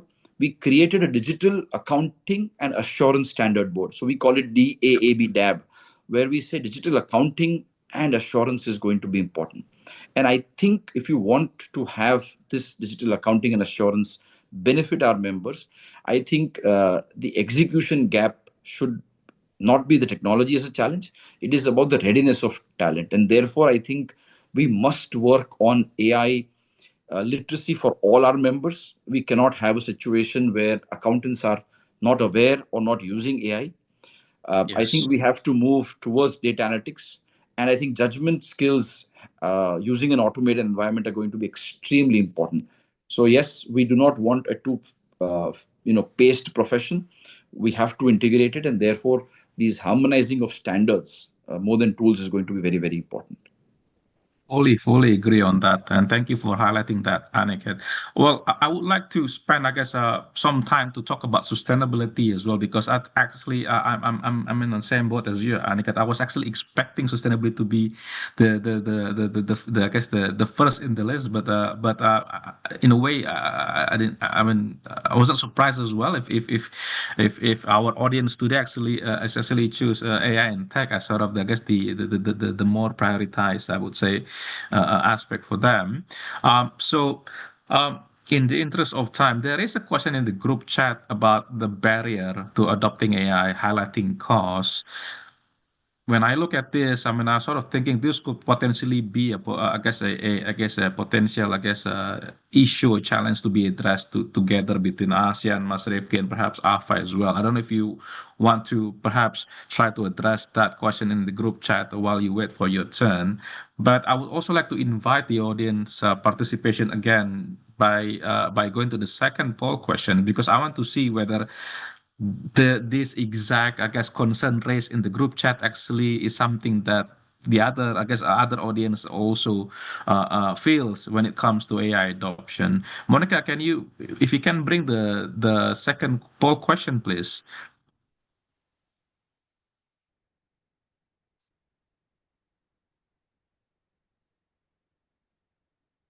Okay, let's wait for the second poll question.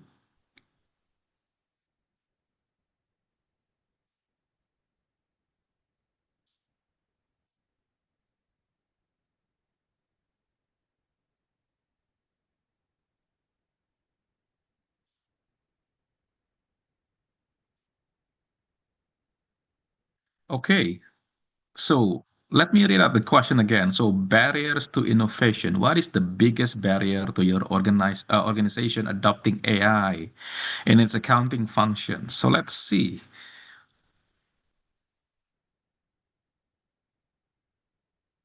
Okay, it's quite an even, I would say, I guess, response so far.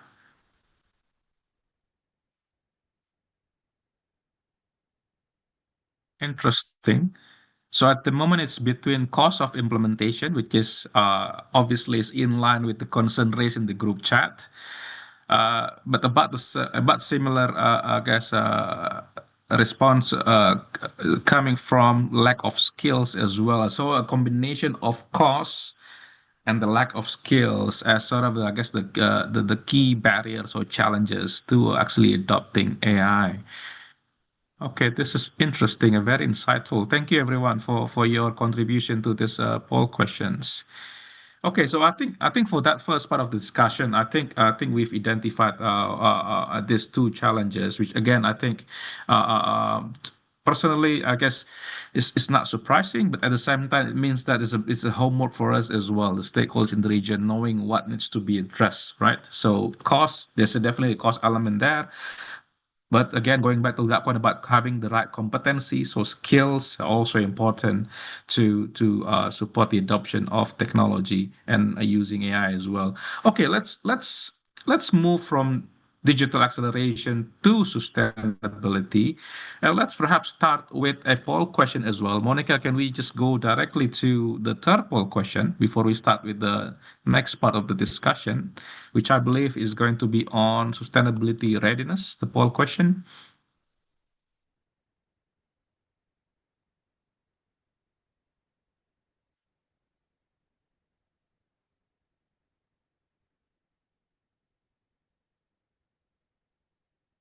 Okay, next poll questions, everyone.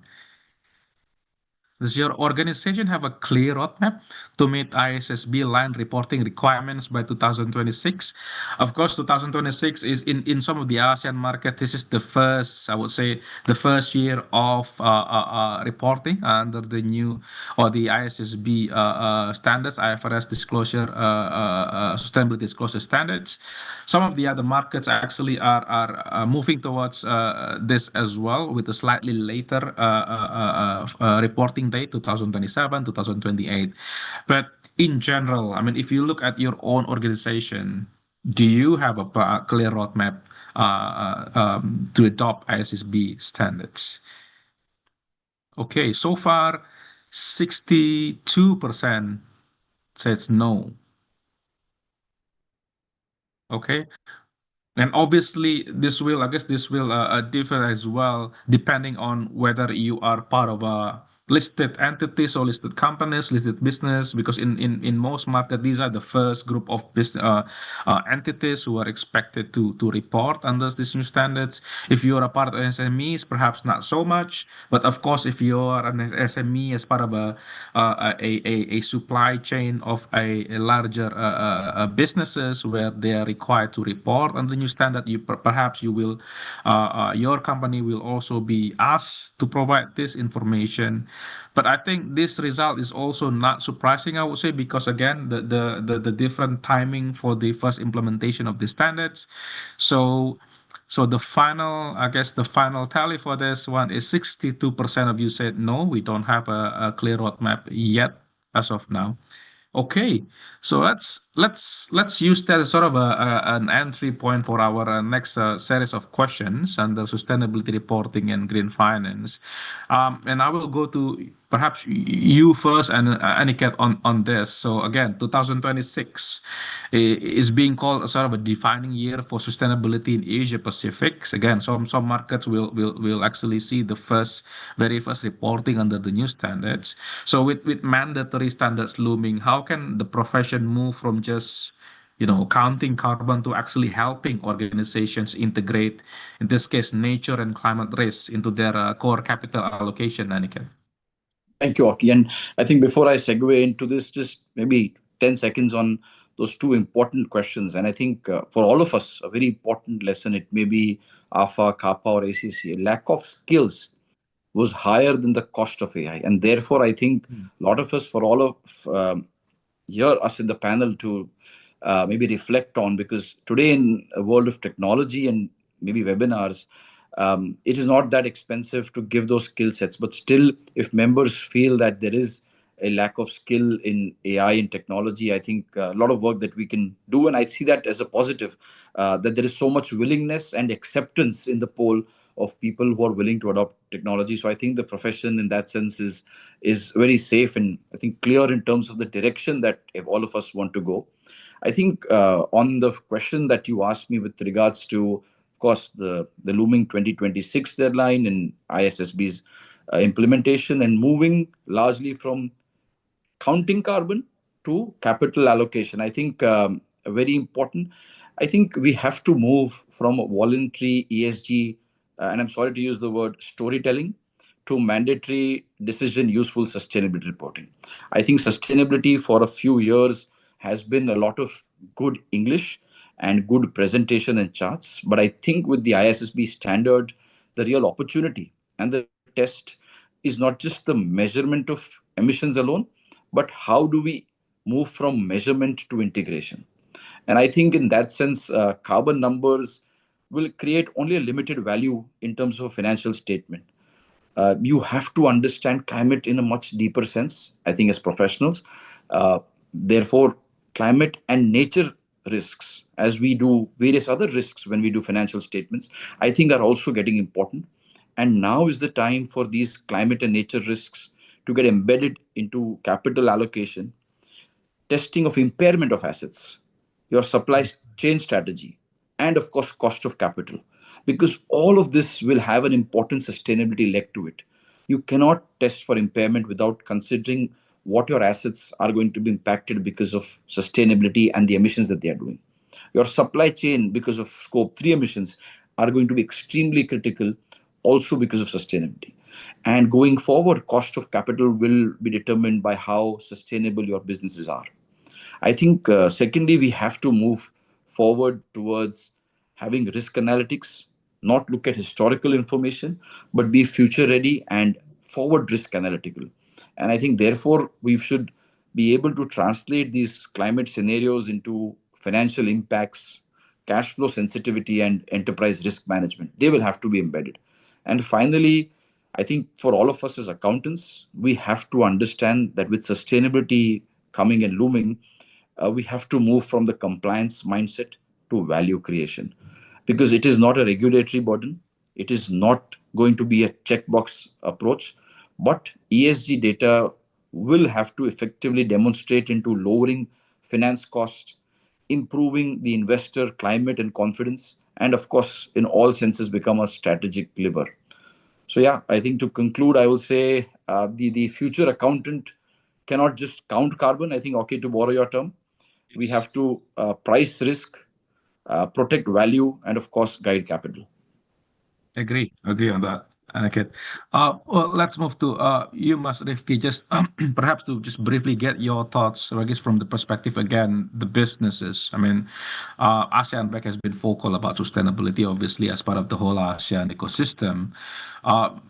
What do business leaders need most, I guess, from their accountants, you think, right now, to turn sustainability reporting from a mere compliance cost, because let's face it, some still see them as that, exactly that, into, I guess, a sustainable investment magnet or consideration? Yeah, thanks, Aki. I completely agree with Aniket's statement before. I think right now the business sector is suffering from this compliance fatigue. So in order to turn this into an investment magnet, business leaders need their accountants to step up as strategic value creators and not just historians of past performance, right? So first, we need them to translate these green data into their business's financial leverage. So because without credible financial and sustainability information, I think they will suffer from a higher cost of capital and slower cross-border investments. So we need accountants to build assurance capacity so that our sustainability metrics hold up to rigorous investor scrutiny. And second, I think referring to the recommendations by ACCA again, I think we desperately need accountants to create practice for the MSME pathways, because the MNCs, the bigger companies, are only as green as their supply chains, right? So if our MSMEs cannot produce reliable data, they become uninvestable. So by helping us align and helping the MSMEs align with the ISSB standards, accountants can lower their reporting frictions and also build the stronger credibility required to unlock investment flows into the region. So basically, I'm just fully agree with what Aniket said and added on to that. Back to you, Oki. Thank you for that. And I think it's good to see that alignment as well in terms of what Aniket has highlighted, and I guess your view from I guess the business view, especially in ASEAN. Khadija, let's look at this from AFA's perspective. Obviously, sustainability is also a key pillar for AFA, particularly under this 2024-2027 strategic plan. So, how is AFA supporting this regional alignment in ASEAN of reporting, sustainability reporting, to make sure that these reports that is being produced or going to be produced in one ASEAN country is actually trusted and understood by investors in another? How you make sure that can happen in the region in ASEAN?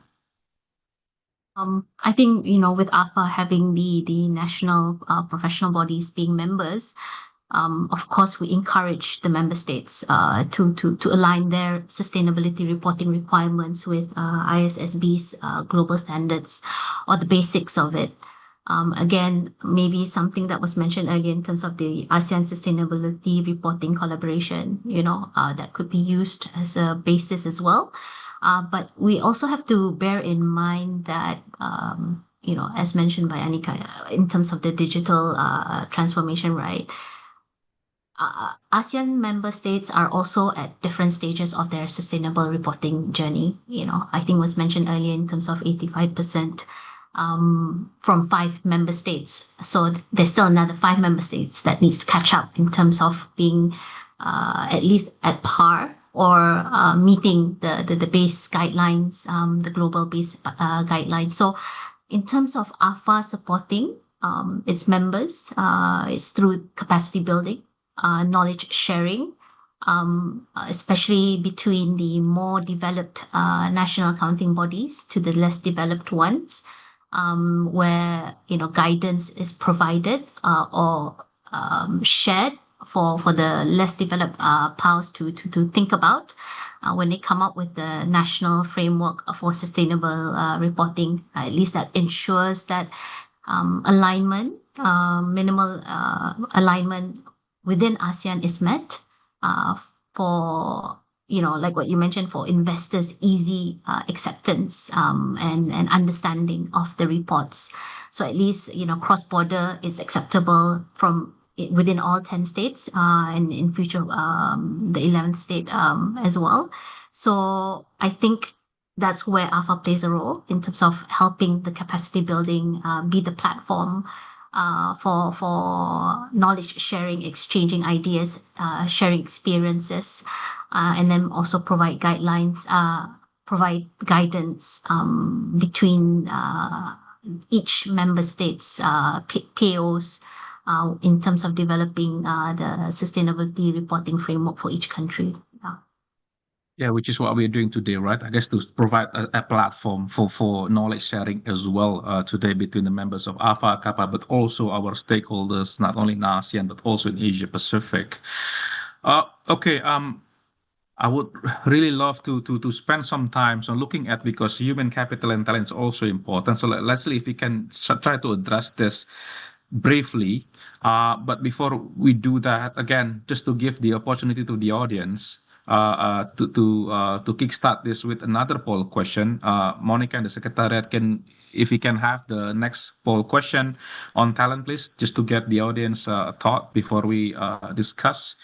Yes, so talent mobility. Would you be more likely to stay in the profession if there are clearer pathways to work across different ASEAN member states? Interesting and very thought-provoking question, I have to say.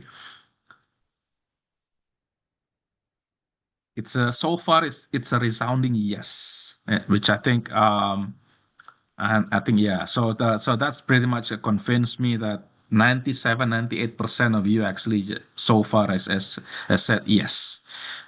If there's a clear pathway to work across different ASEAN member states to move between the countries in the region, you will be more likely to stay in the profession. Okay. Okay, thank you for that. Thank you, Monica and the Secretariat, for that as well. So let's just briefly, panelists, to look at the next set of questions for human capital, just briefly. Let me just start with you, Khadija, because the report calls for practical intervention in human capital, just what George has highlighted. And given the talent shortages in some of the ASEAN member states, how can we leverage regional partnership to scale up specialized training in areas like, oh, let's just for the sake of example, green finance and digital audit. How can we do that?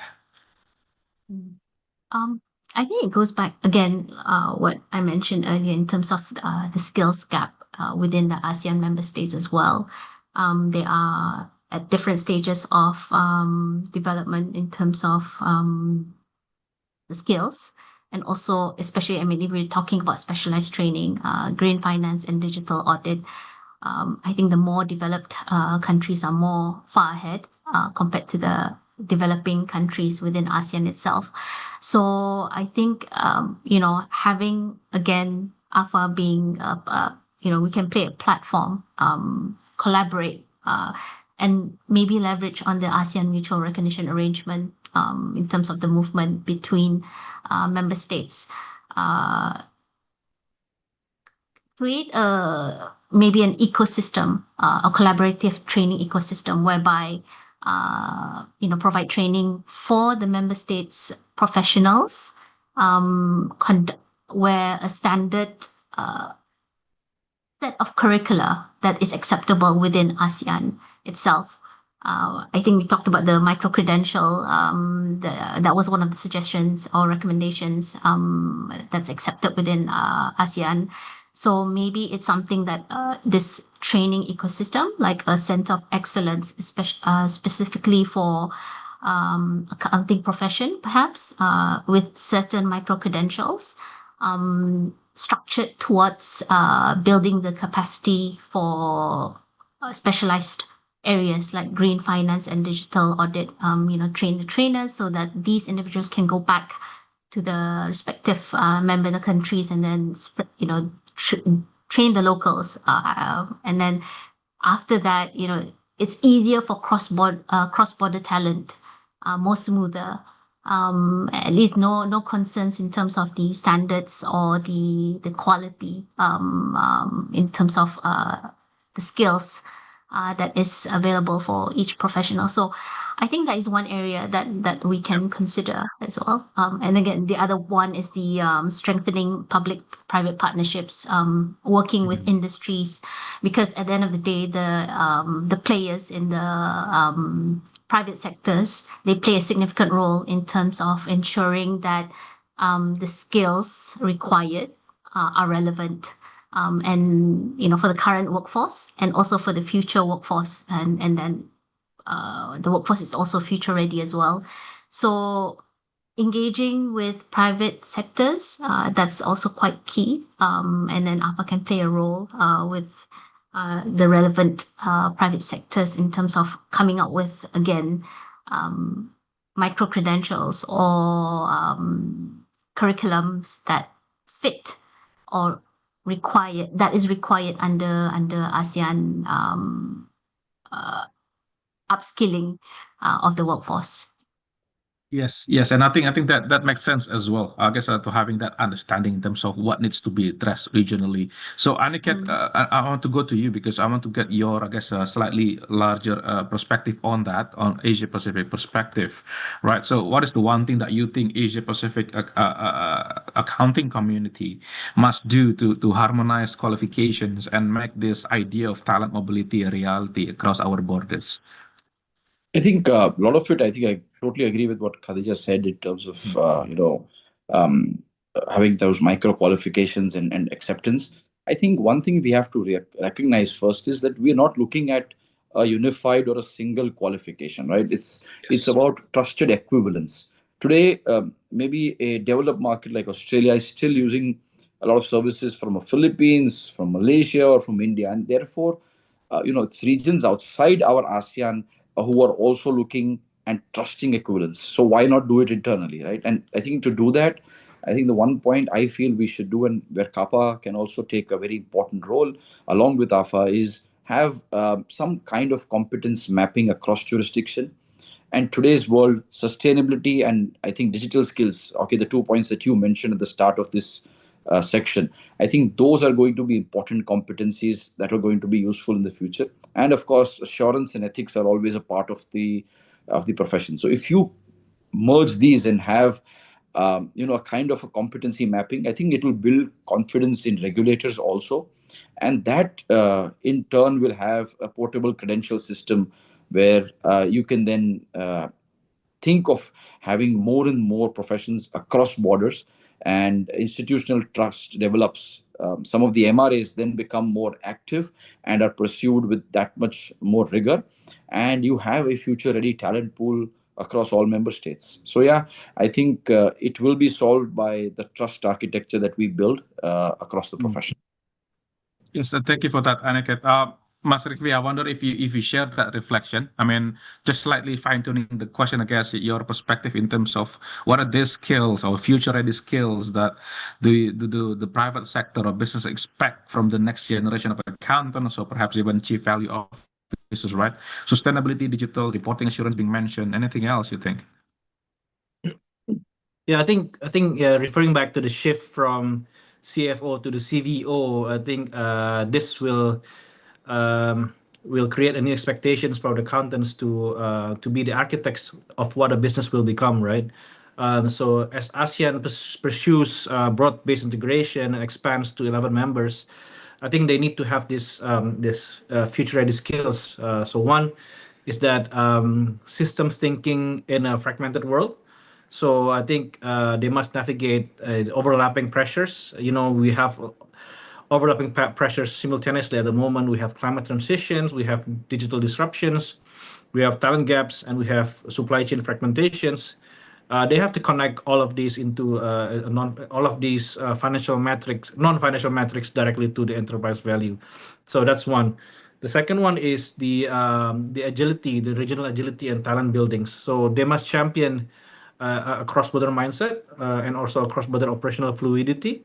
So this means actively working to strengthen the recognitions and mobility of professionals, talent across our ASEAN bloc.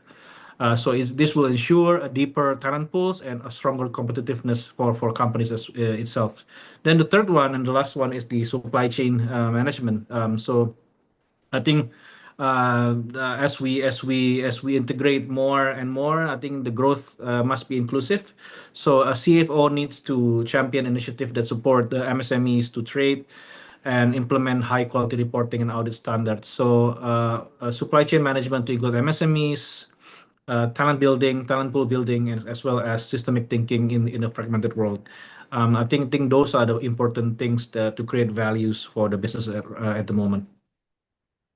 Thank you for that, Mas Rifki. And I'm aware of the time as well. It's been a very exciting discussion that we get to really squeeze the time available to us. But I really want to ask this final question just to sort of wrap up our discussion today, because other than what you have highlighted, I think it's important for I guess for the audience to hear this from you as well. Because in the report, obviously, the recommendation for ASEAN report that we use as sort of a key reference for this, obviously, is a set of calls to action from ACCA, from the profession to ASEAN and the ASEAN stakeholders. But I'm curious to hear your call to action. So if you could perhaps issue one urgent call to action to the professionals, policymakers, accountants in the audience today, what would be the one specific step that they should take in the next, say, 90 days to help move ASEAN from this is something that we referred to earlier, policy intent to institutional execution.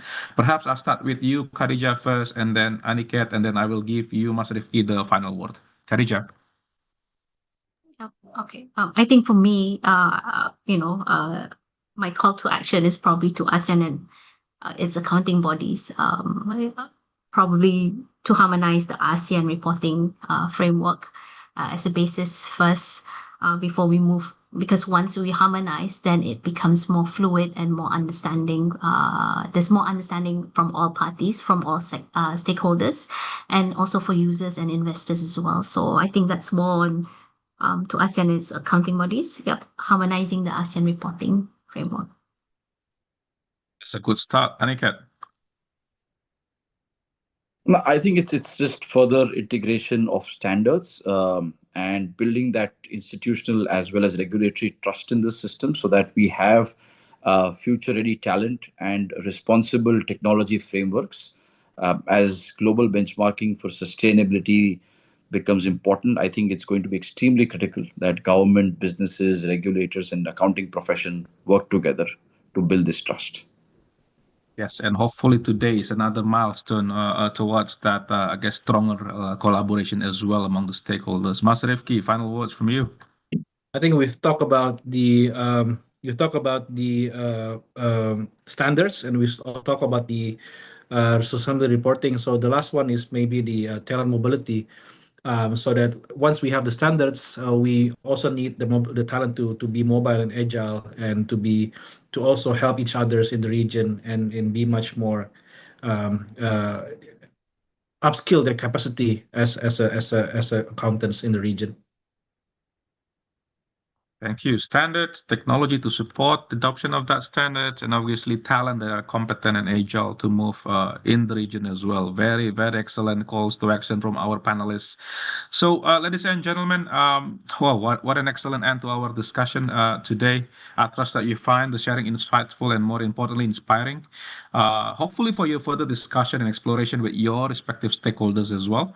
Again, I would urge you to go to ICCA website and download the full report. I think the link is already been shared in the chat function. And allow me to end by thanking once again our speakers and panelists, Josh earlier, Khadija, Aniket, and Mas Rifki. And of course, our co-organizers, AFA and CAPA, Executive Director Toto Monica of AFA, Jennifer, Johnny, Samantha, and Meleng of CAPA for the excellent collaboration. And may this be a beginning to further join discussions on topics that are truly important for ASEAN. And thank you once again and enjoy the rest of your day. Let me just give this back to Monica. Thank you for Pak Auki, Ibu Khadija, Pak Rifki, and also Aniket for a dynamic and forward-looking discussion. As we conclude today's session, has clearly demonstrated that accountancy profession is not a technical function, but catalyst for sustainable growth, innovation, and regional resilience. And to deliver the closing remarks, please welcome once again Bapak Januarto Alamsyah, AFA Executive Director. Thank you, Pauke, and the panelists. It's really a fabulous discussion, distinguished guests and colleagues. As we reach the end of this session, I'm struck by the depth and clarity of the insights shared today. We set out with the goal of bridging the gap between high-level policy and practical execution. And through our speakers and panelists, I believe we laid the groundwork for that transition. Today, we reaffirm the sustainability. The polling shows 35% of us agree that sustainability is important. So it's no longer an option. So I recall one of the quotes, green is green. So you cannot, if perhaps in accounting, you can change 9 to 6, 6 to 9, but green is green, green cannot be blue. So it is core competitiveness agenda for ASEAN. And then with member states accounting for 80% of regional GDP already assigning with ISSB, our role as accountant is to lead the charge in making this data decision useful. And also the poll shows that most of us perceive that our organization doesn't have clear roadmap to meet ISSB aligned reporting requirements. So I think this is also our homework to ensure that we need to have a clear roadmap. So again, in AFA, we stand hand in hand to make sure that this roadmap can be shared properly amongst of us. And then in the realm of innovation and AI, our poll shows 50% of us agree that innovation and AI is quite important issues that we have to deal. And we have seen that while tools like blockchain, automation, raise efficiency, they demand new ethical governance. So I think most of panelists agree with that. As accountants, we must remain the guardians of trust and ensuring that human judgment remains the compass for digital adoptions. And again, I think in the polls, we can see that lack of skills, cost of implementation, and data privacy are perceived as the biggest barrier to AI adoption. And I think one of the panelists, I recall that the profession readiness becomes the challenge. So that's why maybe we agree in the polls that lack of skills because of the profession itself is not ready to embrace the digitalization AI and AI change. So that's why we make the digitalization AI and IT becomes a must for the competencies enhancements among us.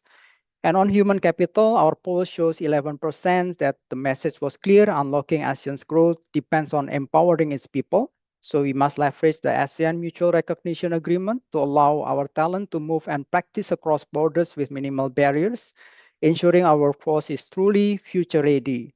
So 90% in the poll perceives that clear pathway to work across different ASEAN member states can create more attractiveness for the profession. So the webinar itself today is a testament to the power of partnership. The synergy between AFA, CAPA, and ACCA allows us to align our national regulations, share best practices, drive the reforms necessary for a sustainable future. So as we sign off, we leave you with a challenge. The recommendations discussed today, from harmonizing reporting standards to establishing innovation sandboxes, require champions. So we urge each of you, whether you present national institute, government body, or private firm, please take one call action from this report and see how it can be integrated into your 2026 agenda. So finally, my thanks to our co-organizers, ACC and CAPA, for this collaboration.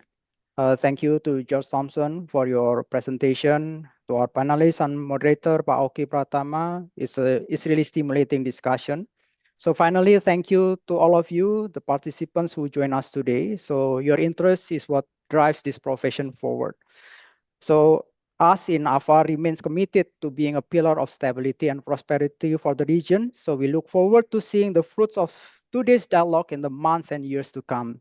I officially declare this webinar closed. All the best to you on the move, and a good afternoon, evening, or morning to all of you. Thank you. Back to you, Monica. Thank you, Pak Toto. Before we end the webinar, I would like to invite all of participants to join our post-event survey to obtain the e-certificate. Please scan the barcode on your screen or click the link provided on the chat box. Participant will receive a certificate of participation from AFA and CAPA.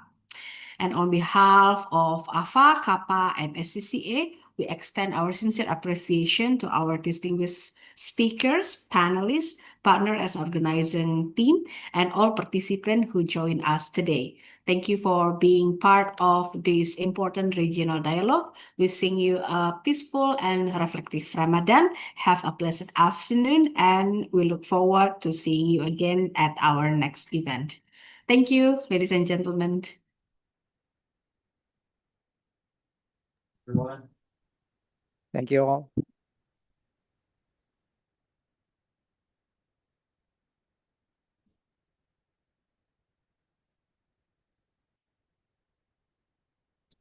Thank you. Thank you. Thank you, Aniket.